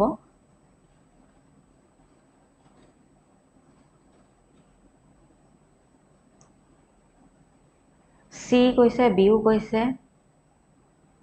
গোটেই কেইটা কৈছে সি খ ইয়াৰ উত্তৰ হ'ব ঘ ঠিক আছে সি খ নহয় গ নহয় ইয়াৰ শুদ্ধ উত্তৰ হ'ব ঘ পুঞ্জীভূত পদ হচৌকাৰ থাকিব আৰু ভত দীৰ্ঘৌকাৰ থাকিব ঠিক আছে ঘটো হ'ব ইয়াৰে শুদ্ধ উত্তৰ পুঞ্জীভূত শুদ্ধ উত্তৰ হ'ব পুঞ্জীভূত আজিহে গম পালো একো নাজানো নহয় এইকেইটা তেনেকুৱাই লাগে মই কৈছিলো না সেইদিনা প্ৰেক্টিচ কৰি থাকিলে আহি যাব আৰু কেতিয়াবা খুব বেছি খেলি মেলি লাগিলে নিজে লিখি চাব কুৱেশ্যনটো থাকি নিজে লিখি চাব তেতিয়া হাতৰ পাকত চাব শুদ্ধ হৈ যাব কাৰণ হয় কি আমাৰ মাতৃভাষা হয় না অসমীয়া হয় অসমীয়া আমি সৰুৰ পৰা লিখি আহিছো কিন্তু এই হচৌকাৰ দীৰ্ঘৌকাৰৰ মাজত খুব খেলি মেলি লাগে আমি যিমানবাৰ প্ৰেক্টিচ কৰি যাম তাৰ পাছতো যদি এক্সামত খেলি মেলি লাগে সেইটো কাম কৰি যাব লিখি চাব নিজেই চাব নিজৰ মাতৃভাষা লিখাই যাব নিজৰ হাতৰ পাকত ঠিক আছে তাৰ উপৰিও আমি প্ৰেক্টিচো কৰিব লাগিব যিমান প্ৰেক্টিচ কৰিম যিমান পঢ়িম তেতিয়ালৈকে হৈ যাব তাৰ পিছতে আছে মনোনিৱেশ অসমীয়াত ফেল কৰিলে গোটেই ফেল হৈ যাব অসমীয়াত ফেল কৰিব নোৱাৰিব অসমীয়াখন যিমান পাৰে প্ৰেক্টিচ কৰক মই ক্লাছ লৈ আনিম এদিনৰ বাদে এদিন ক্লাছ লৈ আনিম মই প্ৰেক্টিচ কৰি যাব মনোনিৱেশৰ কোনটো শুদ্ধ হ'ব ক খ গ ঘ কোনটো হ'ব মনোনিৱেশ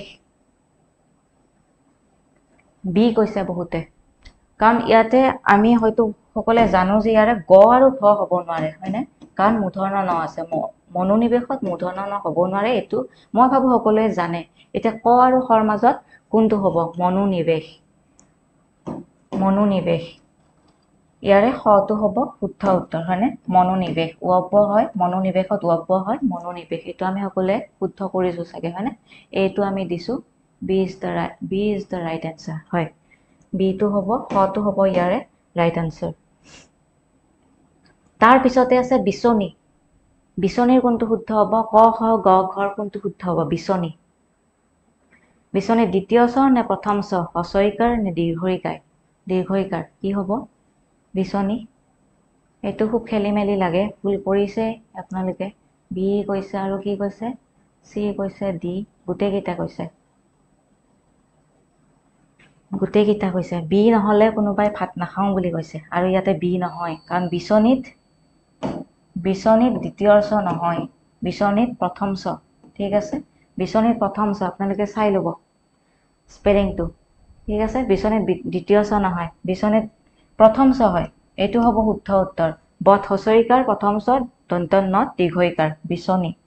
আমি খুব লিখিছিলো তো তেতিয়া যেতিয়া সৰু আছিলো বিচনী আঁকিব দিয়ে বিচনী ওয়াৰ্ডটো লিখিছিলো কিন্তু আমি এতিয়া পাহৰি গলো ন দ্বিতীয় চটো দেখিলে দ্বিতীয় চয় হ'ব যেন লাগে কিন্তু বিচনীত প্ৰথম চ হয় আৰু দন্ত নত দীৰ্ঘইকাৰ হয় তাৰ পিছতে আছে পুৰাতত্ত্ব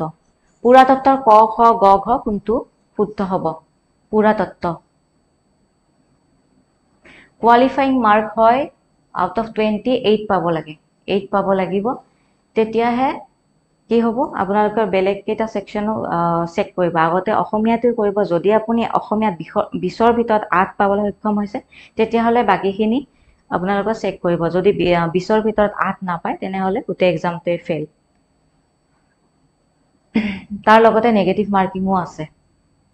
যেহেতু গোটেই এক্সামটোতে নেগেটিভ মাৰ্কিং আছে তাৰ মানে এইটো বুজাইছে যে অসমীয়াটো আছে 20 নম্বৰটো নেগেটিভ মাৰ্কিং থাকিব ইয়াৰ কোনটো কৰিছে শুদ্ধ উত্তৰ ডি টো সবে কৰিছে হয়নে পুৰাতত্ত্ব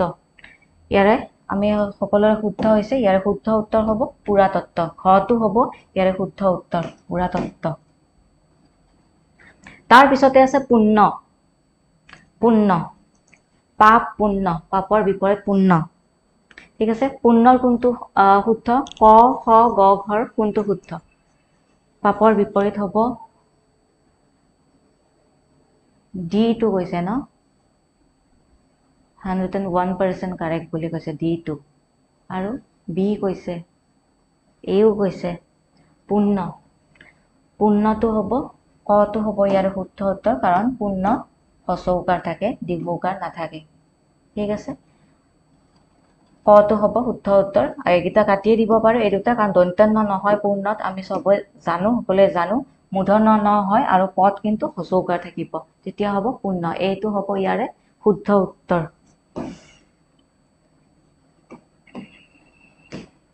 নেক্সট আছে কিং কৰ্তব্য বিমূৰ কিং কৰ্তব্য বিমূৰ ইয়াৰে শুদ্ধ উত্তৰ কোনটো হ'ব কিং কৰ্তব্য বিমূৰ কি কৰো কি নকৰো হোৱা অৱস্থা কিং কৰ্তব্য বিমূৰ সবে ফেল নকৰে সবে কিয় ফেল কৰিব প্ৰেক্টিস কৰি যাম আৰু ক্লিয়াৰ হৈ যাব তেনেকৈ হৈ যাব সেইকাৰণে তো ক্লাসটো লৈ আনিছো আৰু যদি ক্লাস লাগে অসমীয়াৰ কন্টিনিউ কৰিব লাগে আপোনালোকে ক্লাসৰ শেষত কমেন্টত জনাই দিব যেহেতু লাইভৰ কমেন্ট কেইটা হেৰাই যায় পিছত চাবলৈ অলপ দিগদাৰ হয় কমেন্টত জনাই দিব যদি আৰু ক্লাস লাগে মই লৈ আনিম এতিয়া কোনটো শুদ্ধ হ'ব কিং কৰ্তব্য বিমূৰ বি আৰু সি কৈছে বিও কৈছে সিও কৈছে কিং কৰ্তব্য বিমূৰ ইয়াৰে গটো হ'ব শুদ্ধ উত্তৰ চাব ভালকে চালে হৈয়ে যায় কিং কৰ্তব্য বিমূৰ ইয়াতে হচৌকাৰ হ'ব নোৱাৰে বিমূৰত দীৰ্ঘৌকাৰ হয় ঠিক আছে দীৰ্ঘৌকাৰ হয় এইটোৱে হ'ব শুদ্ধ উত্তৰ ঠিক আছে কটো কৈছিলে কিছুমানে ক কেনেকে হ'ব এইটো বিমূৰ ৱৰ্ড হয় জানো বিমূৰ বানানটো ইয়াতে ভুল আছে ঘটো আমি নহয় বুলিয়ে ক'ব পাৰো কাৰণ ৰ আছে বিমূৰত ৰ নহয় অকমান নিজেও জানিব লাগিব স্পেলিং তাৰ পাছতে হ'ব হচৌকাৰ নে দীৰ্ঘৌকাৰ এইটো মনত ৰাখিব লাগিব কিং কৰ্তব্য বিমূৰ লিখি চালে আহিয়ে যায় দীৰ্ঘৌকাৰ হয় হচৌকাৰটো নহয় বিমূৰ স্পেলিংত কিং কৰ্তব্য বিমূৰ ইয়াৰে গটো হ'ব শুদ্ধ উত্তৰ তাৰ পিছতে আছে শাৰীৰিক এইটো খুব ইউজ কৰি থাকো আমি কৈও থাকো নিজে শাৰীৰিক ইয়াৰে শুদ্ধ কোনটো হ'ব কওকচোন শাৰীৰিকৰ শুদ্ধ কোনটো হ'ব ক খ গ নে খ খুব লিখিও থাকো আমি শাৰীৰিকটো চলিয়ে থাকে আমাৰ বি টো কৈছে শাৰীৰিক এতিয়া কি হ'ব বি টো কৈছে ইয়াৰে শুদ্ধ উত্তৰ আৰু হয় এইটো শুদ্ধ হ'ব খ টো হ'ব ইয়াৰ শুদ্ধ উত্তৰ শাৰীৰিক হয়নে এটা ৰ দীৰ্ঘইকাৰ তাৰপিছত পাছৰ ৰটোত হস্ৰইকাৰ শাৰীৰিক সকলোৱে পাৰিছেনে বিটোৱে কৈছে নে বেলেগো কৈছিলে এইটো সকলোৱে পাৰিছে হয়নে কোনে কেই নম্বৰ পালে কাউন্ট কৰি যাবচোন কোনে কেই নম্বৰ পালে লাষ্টত জনাই দিব মাৰ্কসটো কাউন্ট কৰি যাব মিছা নকব এনে আৰু এটোটো আৰু এক্সামত নাযায় এটো মাৰ্কস এনে ফুৰ্তিৰ কাৰণে কোনে কেই নম্বৰ পাবলৈ সক্ষম হয় আজি ক্লাসটোত কাউন্ট কৰি যাব তাৰ পিছতে আছে আপোনালোকৰ খুব ফেভাৰিট চাগে মোৰ ফেভাৰিট কাৰণ ফকৰা যোজনা খুব বেছি ভাল লাগে আৰু এইটো জানে এইটো পাৰ্টত আপোনালোকে ভুল নকৰে এইটো সকলোৱে ভালো পায় আৰু সকলোৱে জানে কাৰণ আমি দৈনন্দিন জীৱনত ডেইলি লাইফত আমি খুব ইউজ কৰি থাকোঁ আমাৰ আইতা ককাহঁতে বা মা দেউতাহঁতে খুব বেছি আমাক টানা মাৰি থাকে ফকৰা যোজনাবিলাকে ফাৰ্ষ্টটো আছে টেঙা আম ডেছ বেচিব পাৰি কি হ'ব ইয়াৰ শুদ্ধ উত্তৰ মই এইটোত জানো যে ফকৰা যোজনাত কিন্তু আপোনালোকে 10ৰ ভিতৰত 10হে পাব বাৰে বাৰে বেচিব পাৰি দুবাৰ বেচিব পাৰি সদায় বেচিব পাৰি নে এবাৰ ইয়াৰ উত্তৰ কি কৰিছে ডিটো হয়নে আমি সকলোৱে জানো টেঙা আম এবাৰহে বেচিব পাৰি মানে কি কৈছে মিনিংটো মানুহক এবাৰে আমি ঠগিব পাৰোঁ বাৰ বাৰ আমি ঠগিব নোৱাৰোঁ বেপাৰী এজনে টেঙা আম বেচিছে কিনিব মানুহজনে টেঙা পালোঁ খাই পিছদিনা কিন্তু সেই বেপাৰীজনৰ পৰা আমি আৰু আম নিকিনো মানে কি মানুহজনে আমাক এবাৰ ঠগিব বাৰ বাৰ কিন্তু তেওঁ আমাক ঠগিব নোৱাৰে আমি গম পাই যাম যে তেওঁ আমাক ঠগ প্ৰবঞ্চনা কৰি আছে হয়নে টেঙা আম বজাৰত এবাৰহে বেচিব পাৰি তাৰপিছত আছে বাপৰ ধনেও নাতে দেশ ধনেও নাতে বাপ মানে কি কৈছে বাপ মানে দেউতাকৰ কথা কৈছে বাপৰ ধনেও নাতে ধন মানে ইয়াত টকা পইচাৰ কথা কৈছে বাপৰ ধনেও নাতে দেশ ধনেও নাতে মাকৰ ধনে বংশৰ ধনে পাপৰ ধনে নে কষ্টৰ ধনে ইয়াৰ উত্তৰ কি হ'ব এ কৈছে আৰু চি কৈছে মাকৰ ধনেও নাতে নেকি বাপৰ ধনেও নাতে মাকৰ ধনেও নাতে ঠিক খটাইছে আৰু কোনোবাই কৈছে পাপৰ ধনেও নাতে ইয়াতে মাইনা বুলি কাক কৈ থকা হৈছে মই বুজি পোৱা নাই মাইনা খুব দেখি আছো কমেণ্টত বাপৰ ধনেও নাতে পাপৰ ধনেও নাতে মানে কি দেউতাকৰ টকা কিমান দিন খাব হয়নে দেউতাকজন যিমানে ধনী নহওক নিজৰ ইনকাম লাগিবই বাপৰ ধনে আমাক কেতিয়াও নাতে তেনেকে পাপৰ ধনেও নাতে পাপ কৰি আৰ্জি অনা ধন আমাক কেতিয়াও নাতে সেই ধন কিবা নহয় কিবা প্ৰকাৰে আমাৰ হাতৰ পৰা ওলাই যাব যেনেকৈ দেউতাকৰ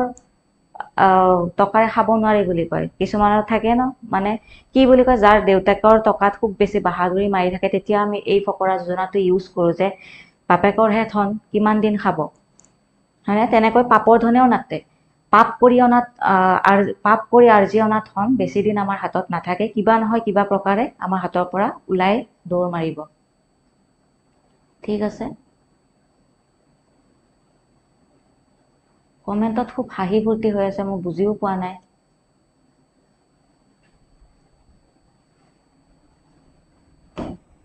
অলপ বুজাই দিয়ক মোকো ময়ো হাঁহিম তাৰ পাছত আছে সাপ হৈ ফুটে দেশ হৈ জাৰে এইটো খুব কওঁ আমি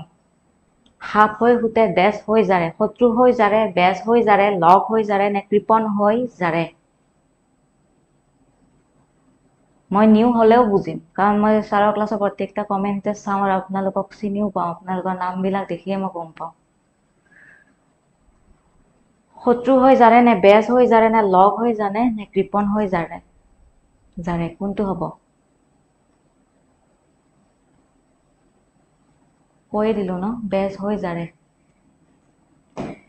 সাপ হৈ ফুটে বেজ হৈ জাৰে মানে কি এনেকুৱা কিছুমান ব্যক্তি থাকে মুখত খুব মধুৰ মুখত খুব মিঠা কিন্তু পেটে পেটে তেওঁৱে কিন্তু আপোনাক অপকাৰ কৰি আছে মানে তেওঁৱে সাপ তেওঁৱে বেজ সাপ হৈ তেওঁ আপোনাক অপকাৰ কৰিছে ফুটিছে কিন্তু পিছ মুহূৰ্তত বেজ হৈ আকৌ আপোনাৰ লগত ভাল হৈ আছে মানে পেটে পেটে আপোনাক অহংকাৰ কৰি আছে বা বেয়াটো বিচাৰি আছে কিন্তু মুখত খুব মিঠা মাত লৈ আছে হয়নে তেনেকুৱা মানুহৰ পৰা আমি বাচি থকাটো ভাল বিশেষকৈ আজিৰ দিনত সাপ হৈ ফুটে যি মানে বেজ হৈ যিয়ে জাৰে তেনেকুৱা মানুহৰ পৰা আমি বাচি থকাটো ভাল তাৰ পিছতে আছে কিনা হাঁহৰ ঠোঁটলৈকে দেশ মাংস মূল্য মঙহ নে সোৱাদ কিনা হাঁহৰ ঠোঁটলৈকে কি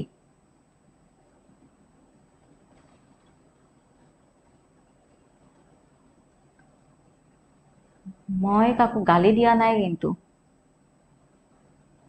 মই বুজি পোৱা নাই ছাৰৰ ক্লাছত গালি ছাৰৰ ক্লাছত মই কেতিয়াও কমেণ্টো কৰি পোৱা নাই জাষ্ট কমেণ্টবিলাক পঢ়োঁ গালি মই দি পোৱা নাই কাকো আজিলৈকে কমেণ্টে কৰি পোৱা নাই আপোনালোকৰ এনে কমেণ্ট চাই থাকোঁ ভাল লাগে কিনা হাঁহৰ ঠোঁটলৈকে কি হ'ব চিটো কৈছে হয়নে মঙহ মাংস আৰু মঙহৰ মিনিং একেই কিন্তু ফকৰা যোজনাটো কোনটো ব্যৱহাৰ হয় সেইটোৰ লগত কথা মাংসও আছে মঙহো আছে মিনিং একেটাই কিন্তু আমি ইউজ কোনটো কৰোঁ কোনটো ব্যৱহাৰ কৰোঁ কিনা হাঁহৰ ঠোঁটলৈকে মঙহ বুলি কওঁ হয়নে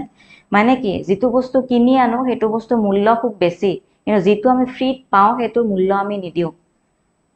এই ফকৰা যোজনাটো পেড কোৰ্সত লওঁতে আমাৰ ষ্টুডেণ্ট এজনে কমেণ্ট কৰিছিলে যেনে উদাহৰণ দিছিলে যে যেনে পেড কোৰ্স ইউটিউবৰ কোৰ্সটো বিনামূলীয়াভাৱে ইমান মেম গুৰুত্ব নিদিওঁ কিন্তু পেড কোৰ্সটো খুব বেছি গুৰুত্ব দিওঁ মানে খুব ধুনীয়া এটা উদাহৰণ দিছে কিনা হাঁহৰ ঠোঁটলৈকে মঙহ হয়নে কিনা হাঁহৰ ঠোঁটলৈকে মঙহ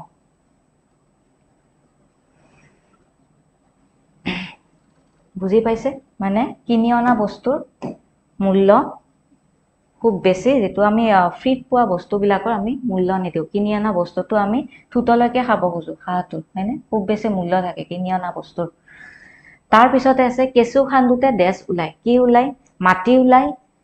নে সাপ ওলাই নিগনি ওলাই নে খুন ওলাই কেঁচু খান্দোতে দেশ ওলাই জাচি দিয়া সোণৰ মূল্য নাই হয় সোণটো কিনিব যাবচোন কিমান দাম এনে পালে মূল্য আছে জানো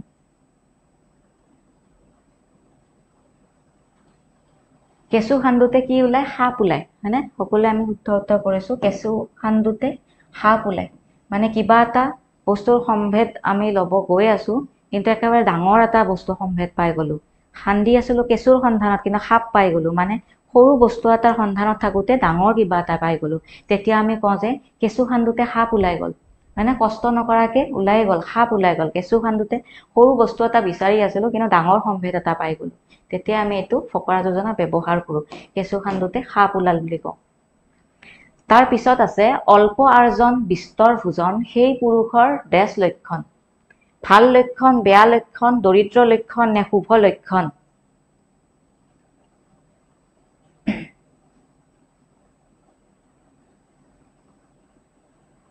কি হ'ব এটো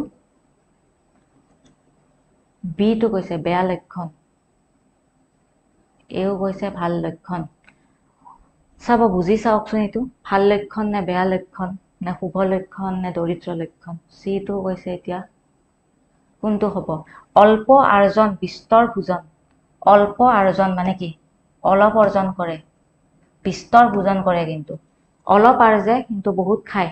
সেই পুৰুষৰ দেশ লক্ষণ কি লক্ষণ হ'ব দৰিদ্ৰ লক্ষণ মানে কি কৈছে নিজৰ ক্ষমতা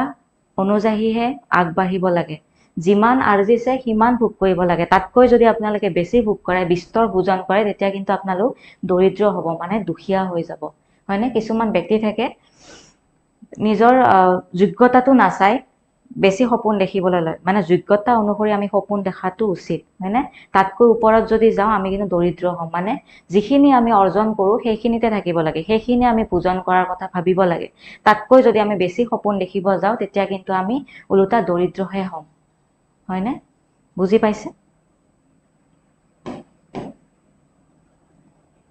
গটো হ'ব ইয়াৰ শুদ্ধ উত্তৰ দৰিদ্ৰ এইবাৰ আছে দেশ পানী পেলাই ডাঙৰে পিছল খায় কোনে পানী পেলাই শত্ৰুই আনে পানী পেলাই সৰুৱে পানী পেলাই নে ওপৰৰ এটাও নহয় দেশ পানী পেলাই ডাঙৰে পিছল খায় কোনে পানী পেলালে ডাঙৰে পিছল খায় শত্ৰুই পানী পেলালে নে আনে পেলালে সৰুৱে পেলালে নে ওপৰৰ এটাও নহয় ইয়াতে সি টো কৈছে বহুতে সৰুৱে পানী পেলাই ডাঙৰে পিছল খায় হয়নে সৰুৱে পানী পেলাই ডাঙৰে পিছল খায় মানে কি কৈছে ইয়াৰে অৰ্থটো এইটোৱে যে কেতিয়াবা সৰুৱে কৰা ভুলৰ শাস্তি ডাঙৰে পাব লগা হয় যেটো হয় আমাৰ মাক দেউতাক বিলাকৰ লগত বেছিকৈ তেতিয়া আমি এইটো ফকৰা যোজনা ব্যৱহাৰ কৰো মানে লৰা ছোৱালী কৰা ভুলৰ শাস্তি কেতিয়াবা বহু ক্ষেত্ৰত মাক দেউতাকে পাব লগা হয় তেতিয়া আমি এই ফকৰা যোজনাটো খুব বেছি ইউজ কৰো যে সৰুৱে পানী পেলাই ডাঙৰে পিছল খায় সৰুৱে কৰা ভুলটো ডাঙৰে ভুগিব লগা হয় সেইবাবে কাম কৰোতে সাৱধান মানে কি হয় কেতিয়াবা আমি কৰা ভুল মানে আমি কৰা কিবা বেয়া কামৰ বাবে মা দেউতাই কেতিয়াবা দুখ পাব লগা হয় হয়নে তেনেকুৱা হয় কিবা বেয়া কামৰ কাৰণে আমি বদনামী হৈ যাওঁ আৰু মা দেউতাও আমাৰ লগতে সমানে কষ্ট পাবলগীয়া হয় বা বদনামী হয় সেইবাবে কাম কৰোতে সাৱধান প্ৰতিটো খোজতে তাৰ পাছতে আছে হাৰ নাইকিয়া দেশ কয় কিবা কিবি হাৰ নাইকিয়া দেশ কয় কিবা কিবি হাৰ নাইকিয়া কি মন কথা নে জিভা হাৰ নাইকিয়া দেশ কয় কিবা কিবি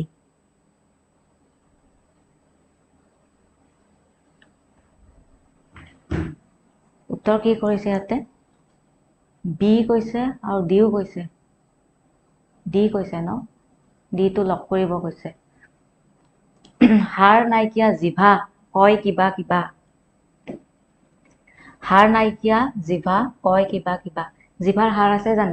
জিভাৰ হাড় নাই হয়নে জিভা পিছল খাই বুলি কওঁ সেইকাৰণে যে কিবা বেয়া কথা ওলাই গ'লে কওঁ যে জিভাখন পিছল খাই গ'ল কাৰণ মানে হাড় নাথাকে পিছল খাই যায় মানে আমাৰ এই মুখখনেৰে যি টি কৈ থাকো আমি আৰু কেতিয়াবা কি হয় কথাত পতা পায় কথাত বতা যায় আৰু এটা ফকৰা যোজনা আছে যে জিভা পিছল খাই সেই কথাত কেতিয়াবা আমি বতাও পাওঁ আৰু কেতিয়াবা কটাও যাওঁ হয়নে জিভা পিছল খালে দিগদাৰ তেতিয়া কথাত কটা যায় আৰু কেতিয়াবা কথাত বতা পায় শিকোৱা ষ্টাইলটো ভাল লগা বুলি কৈছে থেংক ইউ ক্লাছ কৰি থাকিব ক্লাছ কৰি আনি থাকিম আপোনালোকে কমেণ্টত জনাব ক্লাছটোৰ শেষত ক্লাছটো কেনেকুৱা পালে এইটো জনাই দিব আৰু ক্লাছ লাগে নে জনাব তাৰ পিছতে আছে গৰুৰ আগত টোকাৰি পায় দেশ জোকাৰি ঘাঁহ খায় এইটো খুব কওঁ আমি গৰুৰ আগত টোকাৰি পাই দেশ জোকাৰি ঘাঁহ খায় গৰুৰ আগত টোকাৰি পাই দেশ জোকাৰি ঘাঁহ খায় কি হ'ব ইয়াৰ উত্তৰ এইটো কৈছে আৰু বিও কৈছে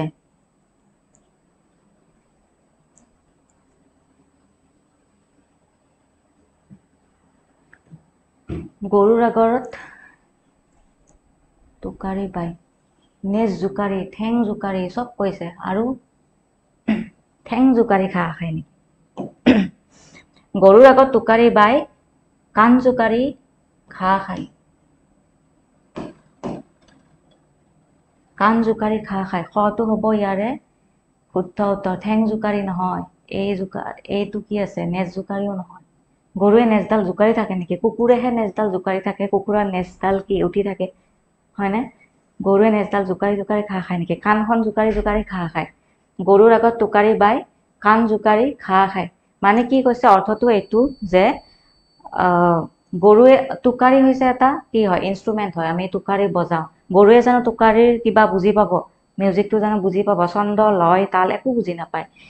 তেনেকে গৰুতে কাণ জোকাৰি জোকাৰি ঘাঁহে খাই থাকিব হয়নে তাৰ মিনিংটো এইটো যে অবুজনক বুজাই একো লাভ নাই মানে মূৰ্খক আমি কিবা বুজাই থাকি একো লাভ নাই তেওঁ মূৰটো জোকাৰি হয় হয় কৰি থাকিব কিন্তু বুজি একো নাপায় মানে অবুজনক বুজাই একো লাভ নাই হয়নে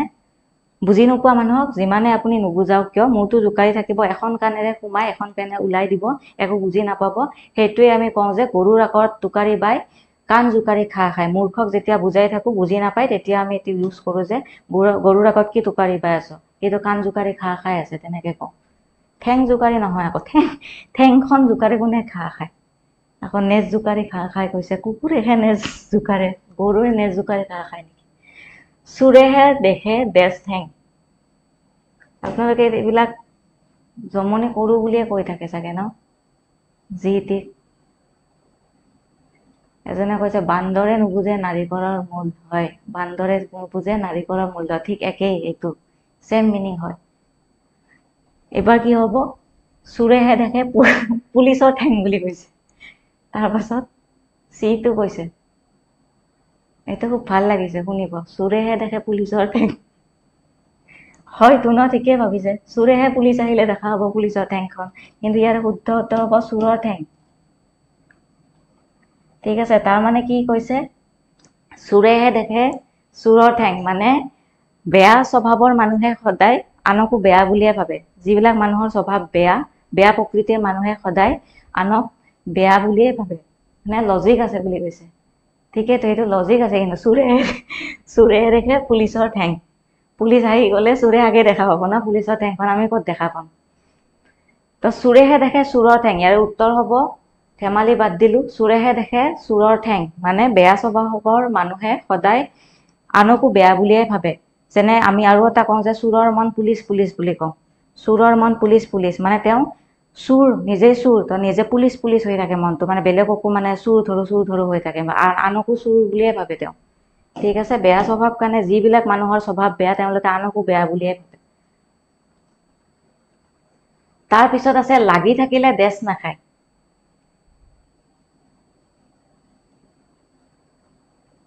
100 গৰু মাৰিলে বাঘৰো মৰণ, এইটো ক'ব লাগে। এইটো কি 100 গৰু মাৰিলে, একেই হয়, টেঙা আম এবাৰহে বেচিব পাৰি, একেই 100 গৰু মাৰিলে আমি 100 গৰু যেতিয়া বাঘে 100টা গৰু মাৰিব এদিন কিন্তু নিজৰো মৰণ হ'ব। মানে যিমান বেলেগক ঠগিব এদিন নাভাবিব যে আপুনি খুব বেছি মানে প্ৰভাৱশালী ব্যক্তি, খুব চৈতান ব্যক্তি, আপুনি নিজে এদিন ঠগ খাই যাব। 100 গৰু মাৰিলে বাঘৰো মৰণ, তেনেকুৱা। ঠিক আছে, এইটো কি কৈছে? মাগি নাখায় কৈছে, হয়নে? ডিটো লাগি থাকিলে মাগি নাখায়, ইয়াৰ উত্তৰ হ'ব মাগি নাখায়। মানে কি কৈছে? যি ব্যক্তিয়ে লাগি থাকে কেতিয়াও খুজি খাব লগা নহয়। মাগি মানে ইয়াতে মাগি মানে খুজি খোৱাৰ কথা কৈছে, খুজি, আনক খুজি বা আনক মাগি। যে আমি কিবা এটা কামত যদি লাগি থাকো আমি ছাকচেছ হমেই, আমি খুজি খাব লগা নহয়। মানে এনি টাইম আমি যদি কামটোত লাগি থাকো তেতিয়া আমাৰ পকেট খালী হ'ব জানো? তেতিয়া আমি বেলেগৰ ওচৰত কেতিয়াও হাত পাতিবলগীয়া নহয়। আমি যেতিয়া কামটোত লাগি থাকো আমি ছাকচেছ পাম, হয়নে? সেইকাৰণে আপোনালোকে লাগি থাকক, তেতিয়া কেতিয়াও মাগিব লগা নহয় বেলেগক। তলৰ বাক্যটোৰ শুদ্ধ ৰূপ লিখা। তলৰ বাক্যটোৰ শুদ্ধ ৰূপ লিখা। যেতিয়া আমি প্ৰিভিয়াছ ইয়াৰ কুৱেশ্যন ডিছকাছ কৰিছিলোঁ আমি দেখিছিলোঁ যে এনেকুৱা ধৰণৰ কুৱেশ্যন বহুখিনি আহে। সেইবাবে আজি মই এক্সপেক্টেড কুৱেশ্যন কিছুমান লৈ আনিছোঁ। এনেদৰে আমি প্ৰেক্টিছ কৰি গ'লে নিশ্চয় আমি পাৰিম এক্সামত, আৰু আমাৰ কমনো পৰিব ইয়াৰ পৰা, হয়নে? ফাৰ্ষ্টতে আছে কথাষাৰি বেজবৰুৱা দেৱে কোৱা। কথাষাৰি বেজবৰুৱা দেৱে কোৱা, কথাষাৰি বেজবৰুৱা দেৱে কোৱা, কথাষাৰি বেজবৰুৱা দেৱে কোৱা, হয়নে? শুনাত একেই যেন লাগিছে কিন্তু ইয়াত অলপ বানানৰ ক্ষেত্ৰত গড়বড় আছে, খেলি মেলিকৈ দিয়া হৈছে। ইয়াৰ কোনটো শুদ্ধ হ'ব? চি কৈছে, এ কৈছে আৰু ডিও কৈছে। ইয়াতে কোনটো শুদ্ধ হ'ব? কথাষাৰি বেজবৰুৱা দেৱে কোৱা বুলি কৈছে। ইয়াতে ফাৰ্ষ্টতে আমি চাম কথাষাৰিটো কোনটো শুদ্ধকৈ দিয়া আছে। কথাষাৰি স্পেলিংটো আগতে চাই ল'ব, তাৰপাছত বেজবৰুৱা দেৱে কোৱা এইখিনি একেবাৰে চাই ল'ব। ইয়াত শুদ্ধ কোনটো? কি কৈছে? এ কৈছে আৰু ডি কৈছে, হয়নে? ইয়াৰ শুদ্ধটো হ'ব অপশ্যন চি, কথাষাৰি বেজবৰুৱা দেৱে কোৱা। কিয়নো আমি ফাৰ্ষ্ট চাম কথাষাৰি, হয়নে? ইয়াৰে কথাষাৰি বুলি আছে, ইয়াতে তালব্য শ আছে, তালব্য শ নহ'ব। কথাষাৰিত কেতিয়াও আমি তালব্য শ নিলিখো, এইটো হৈ যাব ভুল। ইয়াৰে হৈ গ'ল। তালব্য শ যিহেতু নিলিখো এইটোও ভুল, ডিটোও ভুল হৈ যাব। ইয়াৰ ভিতৰত থাকিল কথাষাৰি, ইয়াতো ৰদ দীৰ্ঘইকাৰ হ'বই নোৱাৰে, ৰদ হস্ৰইকাৰ হ'ব। এইটো হ'ব আমাৰ শুদ্ধ উত্তৰ, কথাষাৰি বেজবৰুৱা দেৱে কোৱা। বাকীখিনি একেই আছে কিন্তু কথাষাৰি স্পেলিংটো চাৰিওটা অপশ্যনতে বেলেগ বেলেগকৈ দিয়া হৈছে। ইয়াৰ শুদ্ধ উত্তৰ হ'ব অপশ্যন চি, কথাষাৰি বেজবৰুৱা দেৱে লিখা, হয়নে? মনত ৰাখিব, কথাষাৰি স্পেলিংটোৱে আমাক ইয়াতে ভালকৈ চাবলৈ দিছে। নেক্সট আৰু এটা আছে শুদ্ধ বাক্য। বাক্যটো শুদ্ধ ৰূপ আমি লিখিব লাগে। এইখনে কেৱল মাত্ৰ কিতাপ যাক সকলোৱে সমাদৰ কৰে। এইখনে একমাত্ৰ কিতাপ যাক সকলোৱে সমাদৰ কৰে। এইখনে একমাত্ৰ কিতাপ যাক সকলোৱে সমাদৰ কৰে। এইখনে কেৱল মাত্ৰ কিতাপ যাক সকলোৱে সমাদৰ কৰে। ইয়াৰ শুদ্ধ কোনটো হ'ব কওকচোন? ভালদৰে চাই লওক ইয়াত কি ভুলকৈ দিয়া হৈছে, কি খেলি মেলিকৈ দিয়া হৈছে। শুনাটো একেই হৈছে, হয়নে? এ আৰু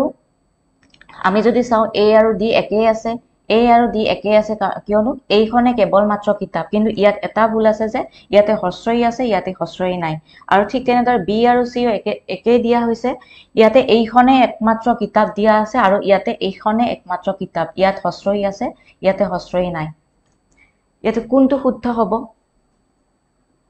সৌৰভে কৈছে এইখনে আৰু একমাত্ৰ, হয় বিটো কৈছে, হয়নে? বহুতে এইখনে একমাত্ৰ কিতাপ যাক সকলোৱে সমাদৰ কৰে। ইয়াৰে শুদ্ধ উত্তৰ কি হ'ব? বিটো হ'ব ইয়াৰে শুদ্ধ উত্তৰ। সকলোৱে শুদ্ধ উত্তৰ কৰিছে, এইখনে একমাত্ৰ কিতাপ যাক সকলোৱে সমাদৰ কৰে। কাৰণ কিয়? আমি কেৱল মাত্ৰ বুলি নকওঁ, কেৱল মানে এখন, কেৱল মাত্ৰ কিতাপ বুলি আমি নকওঁ, একমাত্ৰ বুলি ক'ম, কিন্তু ইয়াতে হস্ৰই নাই। যিহেতু একমাত্ৰ কিতাপ, এখন নিৰ্দিষ্টকৈ এখনেই কিতাপ বুজাইছে, সেইবাবে ইয়াত জোৰ দিবৰ কাৰণে শব্দটো হস্ৰই লাগিব। এইখনে নহয়, এইখনেই হ'ব, এইখনেই একমাত্ৰ কিতাপ যাক সকলোৱে সমাদৰ কৰে। বিটো হ'ব ইয়াৰে শুদ্ধ উত্তৰ। নেক্সট আছে তলৰ বাক্যটোৰ শুদ্ধ ৰূপ, আৰু একেই আছে। বোধ হয় কথাটো মিছা, বোধ হয় কথাটো মিছা, বোধ হয় কথাটো মিছা, বোধ হয় কথাটো মিছা। ইয়াৰ কোনটো শুদ্ধ হ'ব? ক্লাছটো অলপ শ্বেয়াৰ কৰি দিয়ক, খুব কম আছে আজি, খুব কম লাইভ আছে। ঠাণ্ডা বতৰ কাৰণে নেকি? খুব কম আছে আজি লাইভত। ইয়াৰে কোনটো শুদ্ধ হ'ব? বোধ হয় কথাটো মিছা। ডিটো কৈছে আৰু এ কৈছে, হয়নে? ডি আৰু এ। ইয়াৰে এইটো হ'বই নোৱাৰে, কাৰণ কিয়? বোধ হয় বুলি আছে, বোধহয় বুলি শব্দ নাই আমি কি বুলি কম বোধ হয় ইয়াৰে ডিটো শুদ্ধ হ'ব কাৰণ ইয়াতে প্ৰথম ছ আছে বোধ হয় হ'ব এটো শুদ্ধ কিন্তু ইয়াতে প্ৰথম ছ আছে কাৰণে এটো নহয় ভুল হৈ যাব ইয়াৰ শুদ্ধ হ'ব ডিটো কাৰণ মিছাটোত আমি দ্বিতীয় ছ লিখো হয়নে বোধ হয় কথাটো মিছা এইটোৱে আমাৰ হ'ব শুদ্ধ উত্তৰ কাৰণ আমি মিছা প্ৰথম ছ নিলিখো দ্বিতীয় ছ লিখো আৰু বোধ হয় বুলি নকওঁ বোধ হয় বুলি কওঁ হয়নে ইয়াৰ ডিটো হ'ব শুদ্ধ উত্তৰ তাৰ পাছত আছে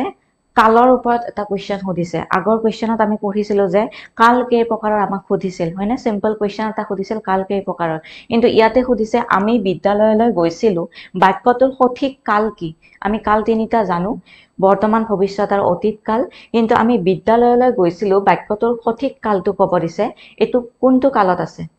এৰ উত্তৰ ওলাই গ'ল অতীত কালত আছে হয়নে এটো সকলোৱে পাৰে নিশ্চয় পাৰিছে সি টো হ'ব ইয়াৰ শুদ্ধ উত্তৰ অতীত কালত অতীত কাল কাৰণ আমি বিদ্যালয়লৈ গৈছিলো আগতে গৈছিলো সেইবাবে অতীত কাল সি টো হ'ব ইয়াৰ শুদ্ধ উত্তৰ তাৰ পাছতে আকৌ এটা বাক্যৰ শুদ্ধ ৰূপ সুধিছে তেওঁ এটি ভাল মানুহ এই বাক্যটোৰ শুদ্ধ ৰূপটো কি হি এক ভাল মানুহ হি এটা ভাল মানুহ তেওঁ এজন ভাল মানুহ তেওঁ এক ভাল মানুহ ইয়াৰ কোনটো হ'ব শুদ্ধ বাক্য কি বুলি কম তেওঁ এটি ভাল মানুহ বুলি কম জানো নকওঁ হয়নে তাৰ শুদ্ধটো কি হ'ব হি এক ভাল মানুহ হি এটা ভাল মানুহ তেওঁ এজন ভাল মানুহ তেওঁ এক ভাল মানুহ ইয়াৰে সি টো সকলোৱে পাৰিছে সি টো হ'ব ইয়াৰে শুদ্ধ উত্তৰ কাৰণ হি এক ভাল মানুহ বুলি নকওঁ হি আমি তুচ্ছাৰ্থৰ অৰ্থত ব্যৱহাৰ কৰো তেওঁ এজন ভাল মানুহ কাৰণ আমি এক বুলি নকওঁ মানে তেওঁৰ লগত এক নাথাকে আৰু হি আমি তুচ্ছাৰ্থৰ অৰ্থত ব্যৱহাৰ কৰো হি থাকিলে নহব তেওঁ এজন ভাল মানুহ সি টো হ'ব ইয়াৰে শুদ্ধ উত্তৰ তাৰ পাছত আছে যি বৰ্ণ কাৰো সহায় নোলোৱাকৈ উচ্চাৰণ কৰা হয় তাক কি বৰ্ণ বোলে যেটো বৰ্ণ উচ্চাৰণ কৰোতে কাৰো সহায় লবলগীয়া নহয় তাক কি বৰ্ণ বোলে অপচনত আছে স্বৰবৰ্ণ ব্যঞ্জন বৰ্ণ অন্তস্থ নে মহাপ্ৰাণ বৰ্ণ ইয়াৰ উত্তৰ কি হ'ব এটো সকলে জানিব নিশ্চয় একেবাৰে সহজ এগেইন সি বুলি কৈছে সি হ'ব জানো সি নহব সি কেনেকে হ'ব অন্তস্থ কেনেকে হ'ব যি বৰ্ণ কাৰো সহায় নোহোৱাকৈ উচ্চাৰণ কৰা হয় একেবাৰে সহজ স্বৰবৰ্ণ কোনবোৰ অ আ হস্ৰই দীঘই হয়নে সৰুতে আমি পঢ়িছো কাৰণ এইকেইটা বৰ্ণ উচ্চাৰণ কৰোতে কাৰো সহায় লবলগীয়া নহয় অ বুলি কওঁতে অয়ে কোৱা যায় আ বুলি কওঁতে আ কোৱা যায় কিন্তু যদি আমি ব্যঞ্জন বৰ্ণৰ ক্ষেত্ৰত ক বুলি উচ্চাৰণ কৰো কৰ পাছতে এটা অ লাগি থাকে হয়নে ক যোগ অ ক হয় ঠিক আছে বুজি পাইছা স্বৰবৰ্ণৰ ক্ষেত্ৰত কিন্তু আমি তেনেকৈ সহায় লবলগীয়া নহয় সহায় নোলোৱাকৈ উচ্চাৰণ কৰিব পাৰো সেইবাবে সেইবোৰ বৰ্ণক স্বৰবৰ্ণ বোলে ঠিক আছে নেক্সট কুৱেশ্চন অসম সাহিত্য সভাৰ প্ৰতীক চিহ্নটো কোনে অংকন কৰা একেবাৰে সহজ এটো একেবাৰে সহজ প্ৰশ্ন অসম সাহিত্য সভাৰ প্ৰতীক চিহ্নটো কোনে অংকন কৰা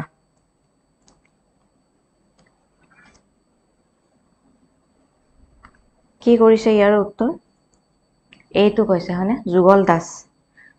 দাস হ'ব ইয়াৰে শুদ্ধ উত্তৰ সকলোৱে জানে এইটো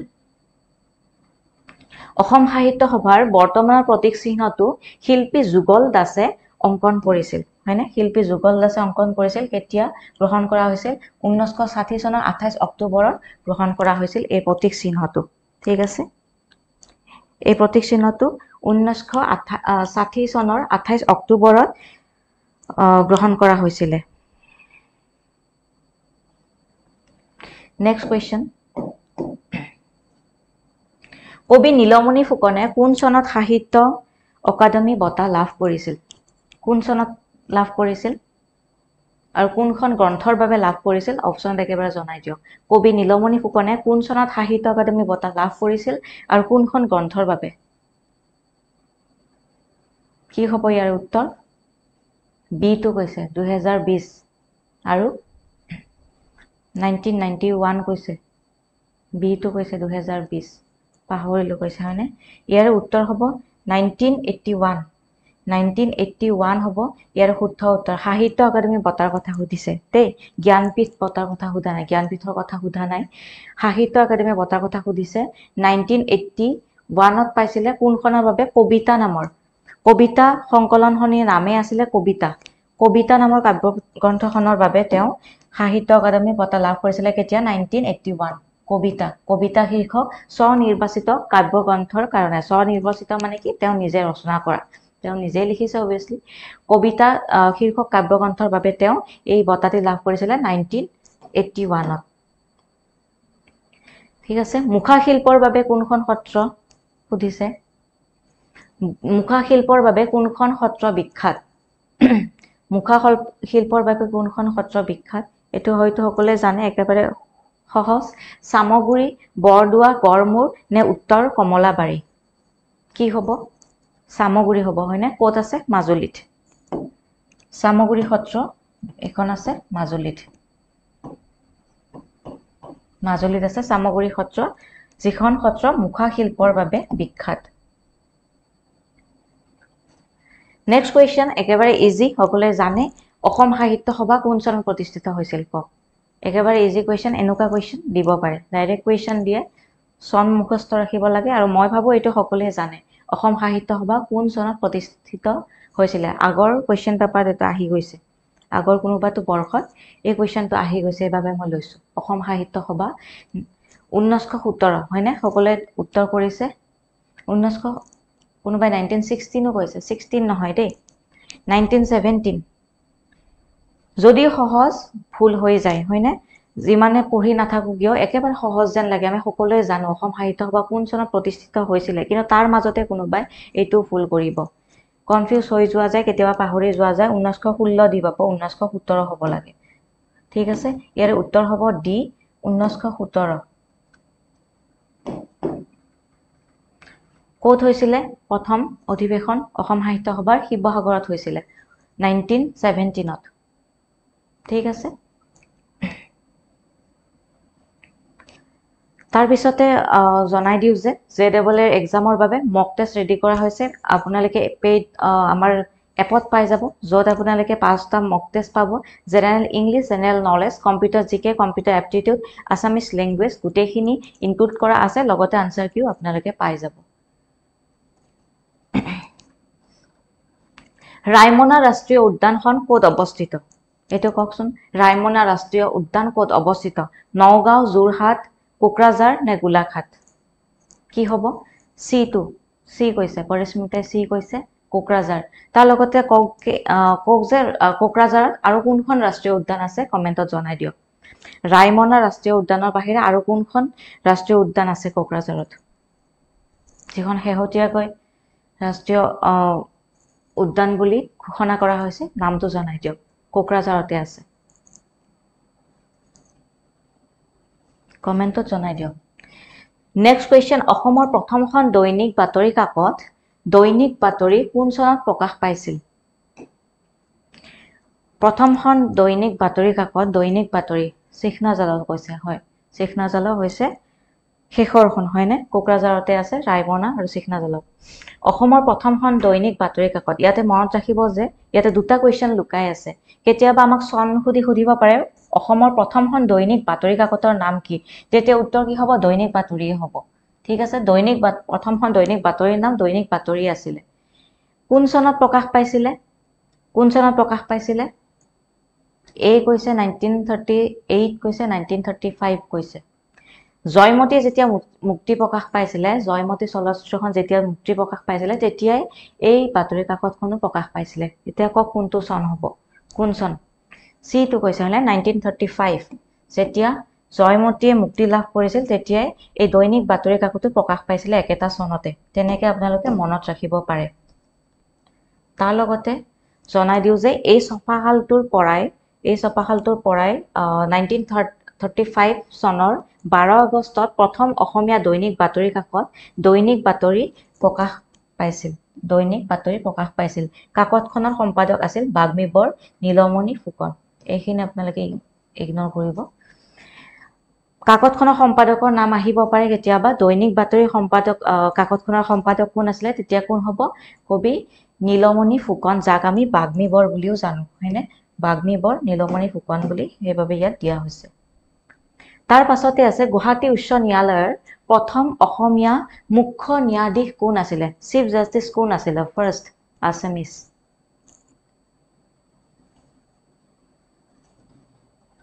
কি হ'ব চিফ জাষ্টিস সুধিছে ফাৰ্ষ্ট আছামিজ চিফ জাষ্টিস প্ৰথম অসমীয়া মুখ্য ন্যায়াধীশ প্ৰথম অসমীয়া বুলি দিছে ইয়াতে প্ৰথম অসমীয়া মুখ্য ন্যায়াধীশ কোন হ'ব হলিৰাম ডেকা খগেন শইকীয়া ডম্বুৰধৰ পাঠক পাৰ্বতী প্ৰসাদ গোস্বামী কি হ'ব ইয়াৰ শুদ্ধ উত্তৰ হলিৰাম ডেকা কৈছে হয়নে ইয়াৰ উত্তৰ হ'ব হলিৰাম ডেকা ঠিক আছে সকলোৱে জানে এইটো হলিৰাম ডেকা হ'ব প্ৰথম অসমীয়া মুখ্য ন্যায়াধীশ গুৱাহাটী উচ্চ ন্যায়ালয় তাৰ পাছতে আছে ঠেকিখাল ফুৰিলে সুদৰ আকাল নাই ইয়াৰ অৰ্থ কি এইটো এটা হৈছে জতুৱা ঠাঁচ যাৰ অৰ্থ সোধা হৈছে এনেদৰে জতুৱা ঠাঁচ থাকিব আৰু আপোনালোকক অৰ্থ সুধিব পৰীক্ষাত ঠেকিখাল ফুৰিলে সুদৰ আকাল নাই কি হ'ব ইয়াৰে অৰ্থ সুদ বিচাৰি ঠেকিখাল ফুলা সামান্য অভাৱ যতে ততে পূৰণ হয় অযথা পৰিশ্ৰম কৰা ঠেকিখাল থাকিলে আকাল হয় এই কোৱেশ্চনটো আগৰ কোৱেশ্চন পেপাৰৰ পৰা লোৱা হৈছে আগতে আহি গৈছে ঠেকিখাল ফুৰিলে সুদৰ আকাল নাই কি হ'ব সামান্য অভাৱ যতে ততে পূৰণ হয় কাৰণ কিয় অৰ্থটো কি হ'ব ইয়াৰে অৰ্থটো হৈছে সামান্য অভাৱ যতে ততে পূৰণ হয় কিয় কৈছে ঠেকিখাল ফুৰিলে সুদৰ আকাল নাই মানে কি আমাৰ সামান্য যদি অভাৱ হয় যদি অকমান সুদ লাগে তেতিয়া কি হ'ব লোকৰ ঘৰে ঘৰে যদি ঠেকিখালত আমি বিচাৰি যাওঁ ঠেকিখাল ঘূৰি ফুৰো তেতিয়া সামান্য হলেও আমি সুদ পাম মানে তাৰ মানে এইটোৱে বুজাইছে যে অকমান আত্মহংকাৰ বা আত্মসন্মান মানে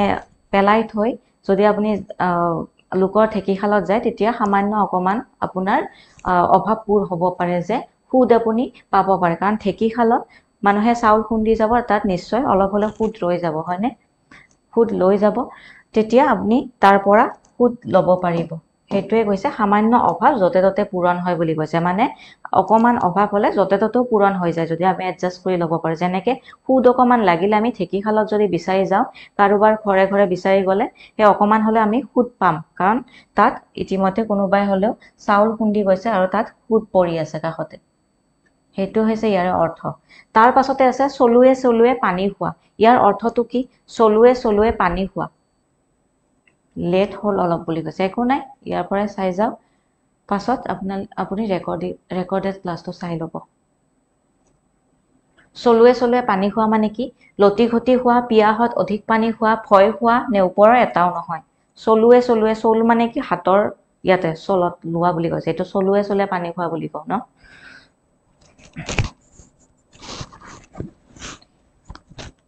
এইটো কৈছে লতি ঘটি খোৱা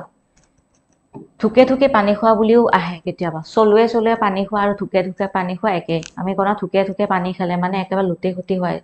মানে লতি ঘটি কৰি মাৰিছে বা চলুৱে চলুৱে পানী খোৱা একেবাৰে লতি ঘটি হোৱা অৱস্থা এটা বুজাইছে মূৰ পাতি লোৱা খণ্ডবাক্যটিৰ অৰ্থ কি মূৰ পাতি লোৱা মানে কি নিৰ্বাচিত হোৱা মিছা কথা কোৱা শিৰ নত কৰা নে দায়িত্ব লোৱা শিৰ নত কৰা মানে মূৰ তল কৰি দিয়া শিৰ নত কৰা নে দায়িত্ব লোৱা নিৰ্বাচিত হোৱা মিছা কথা কোৱা শিৰ নত কৰা নে দায়িত্ব লোৱা কি হ'ব ডিটো হ'ব ইয়াৰ শুদ্ধ উত্তৰ হয়নে আমি কিবা বস্তু যদি আমি দায়িত্ব পাতি লওঁ তেতিয়া আমি কি কওঁ দায়িত্ব ললে মূৰ পাতি লোৱা বুলি কওঁ যে এই কামটোৰ মই মূৰ পাতি লওঁ মই মূৰ পাতি ললো বা দায়িত্ব ললো উৰহীৰ উৰৰ অৰ্থ কি উৰহীৰ উৰ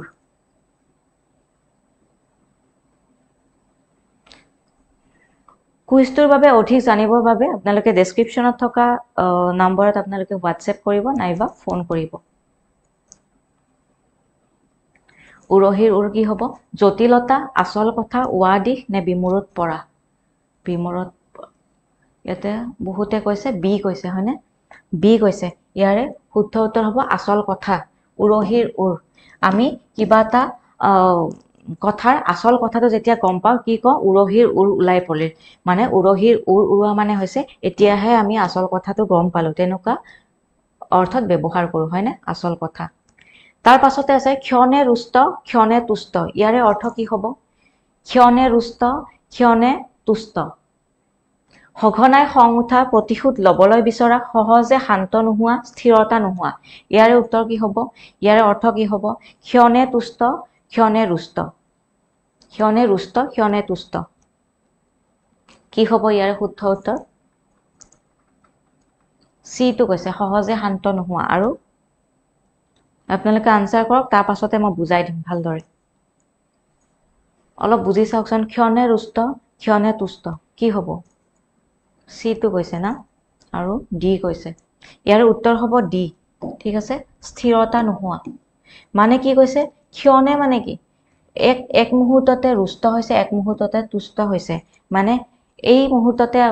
সন্তুষ্ট হৈ গৈছে আকৌ এই মুহূৰ্ততে খং উঠিছে বা অসন্তুষ্ট হৈছে মানে কোনো ধৰণৰ স্থিৰতা নাই স্থিৰ নোহোৱা এটা অৱস্থাক বুজাইছে সহজে শান্ত নোহোৱা নহয় ইয়াতে সি টো বহুতে কৰিছে এইটো নহব স্থিৰতা নোহোৱা বুজাইছে মানে স্থিৰ নাই এই মাত্ৰ যদি সুখী এই মাত্ৰ দুখী তেনেকুৱা লোকক বুজাবলৈ ব্যৱহাৰ কৰা হৈছে ঠিক আছে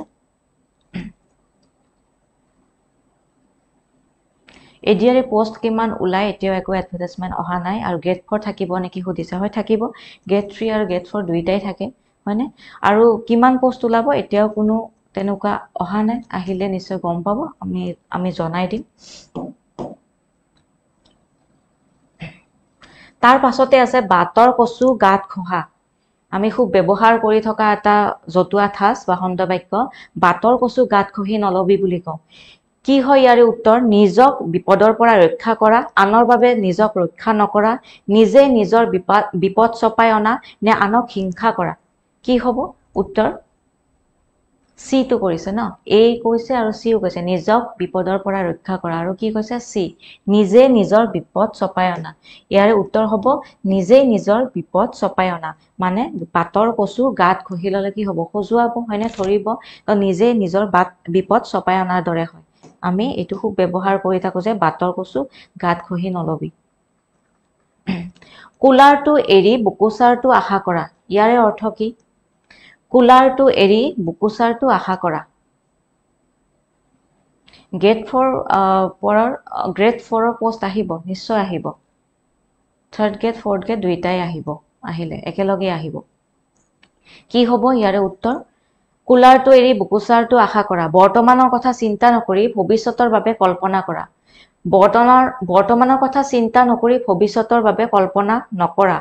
বৰ্তমানৰ কথা চিন্তা কৰি ভৱিষ্যতৰ বাবে কল্পনা নকৰা বৰ্তমানৰ কথা চিন্তা নকৰি ভৱিষ্যতৰ বাবে কল্পনা নকৰা একে যেন লাগি আছে ভালদৰে পঢ়ি চাওক কি হ'ব ইয়াৰ উত্তৰ এ কৈছে আৰু ডিও কৈছে বৰ্তমানৰ কথা চিন্তা নকৰি ভৱিষ্যতৰ বাবে কল্পনা কৰা ইয়াৰ উত্তৰ হ'ব এ হয়নে এইটো হ'ব ইয়াৰে শুদ্ধ উত্তৰ বৰ্তমানৰ কথা চিন্তা নকৰি ভৱিষ্যতৰ বাবে কল্পনা কৰা মানে কি কুলাৰটো এৰি বুকুচাৰটো আশা কৰা কুলা মানে কি কুলাত লোৱা হয়নে বুকু মাজত কুলাত লৈছো আৰু বুকুচা মানে কি পিঠিত উঠাই লোৱা পিছফালে মানে আমি বৰ্তমানটো কি হ'ব চিন্তা নকৰি পিছফালৰটো আগতে ভাবিছো মানে ভৱিষ্যতৰটো আগতে ভাবি আছো তেনেকুৱা অৰ্থত এইটো ব্যৱহাৰ কৰে ঠিক আছে কুলাৰটো এৰি বুকুচাৰটো আশা কৰি আছো কুলাত যিটো আছে সেইটো আমি নাভাবি পিঠিৰ পিছত থকাটোকহে বেছি গুৰুত্ব দি আছো মানে বৰ্তমানত আমি কি কৰি আছো নাভাবি যেনেকে ধৰক পঢ়ি আছে আপোনালোকে বৰ্তমান কি পঢ়া হৈছে কেনেকৈ পঢ়ি আছে সেইটো বেছি মন নকৰি ভৱিষ্যতে আপোনালোকে চাকৰি পাবনে নাই চাকৰি নাপালে মোৰ কি হ'ব তেনেকে বহুতে অধিক চিন্তা কৰি অভাৰথিংক কৰি মিছাতে ডিপ্ৰেছনত যায় হয়নে এইটো মিলিছেনে উদাহৰণটো পাৰিছনে বুজাব একেবাৰে এটা সঠিক উদাহৰণ ভাবিছো মানে বৰ্তমানটো কি কৰি আছো নাভাবি কি হ'ব ভৱিষ্যতে চাকৰি নাপালে আকৌ কিছুমানে ভাবে চাকৰি পোৱাৰ পাছত কি কৰিম প্ৰথম দৰমহাৰে কাক কি দিম কেনেকুৱা কাপোৰ কিনিম স্কুলৰ মাষ্টৰনী হলে কেইযোৰ কাপোৰ ল'ম সেইবোৰ আগতে ভাবে হয়নে ঠিক আছে বুজি পাইছে নিশ্চয় আজি এইখিনিয়ে কোৱেশ্চন আছিলে আশা কৰিছো ক্লাছটো আপোনালোকে ভাল পালে আৰু যদি এনেকুৱা ধৰণৰ ভিডিঅ' বিচাৰে আপোনালোকে ক্লাছটোৰ শেষত কমেন্টত জনাই দিব আৰু ক্লাছটো কেনেকুৱা লাগিল সেইটো কমেন্টত জনাই দিব ঠিক আছে good night everyone take care good night thank U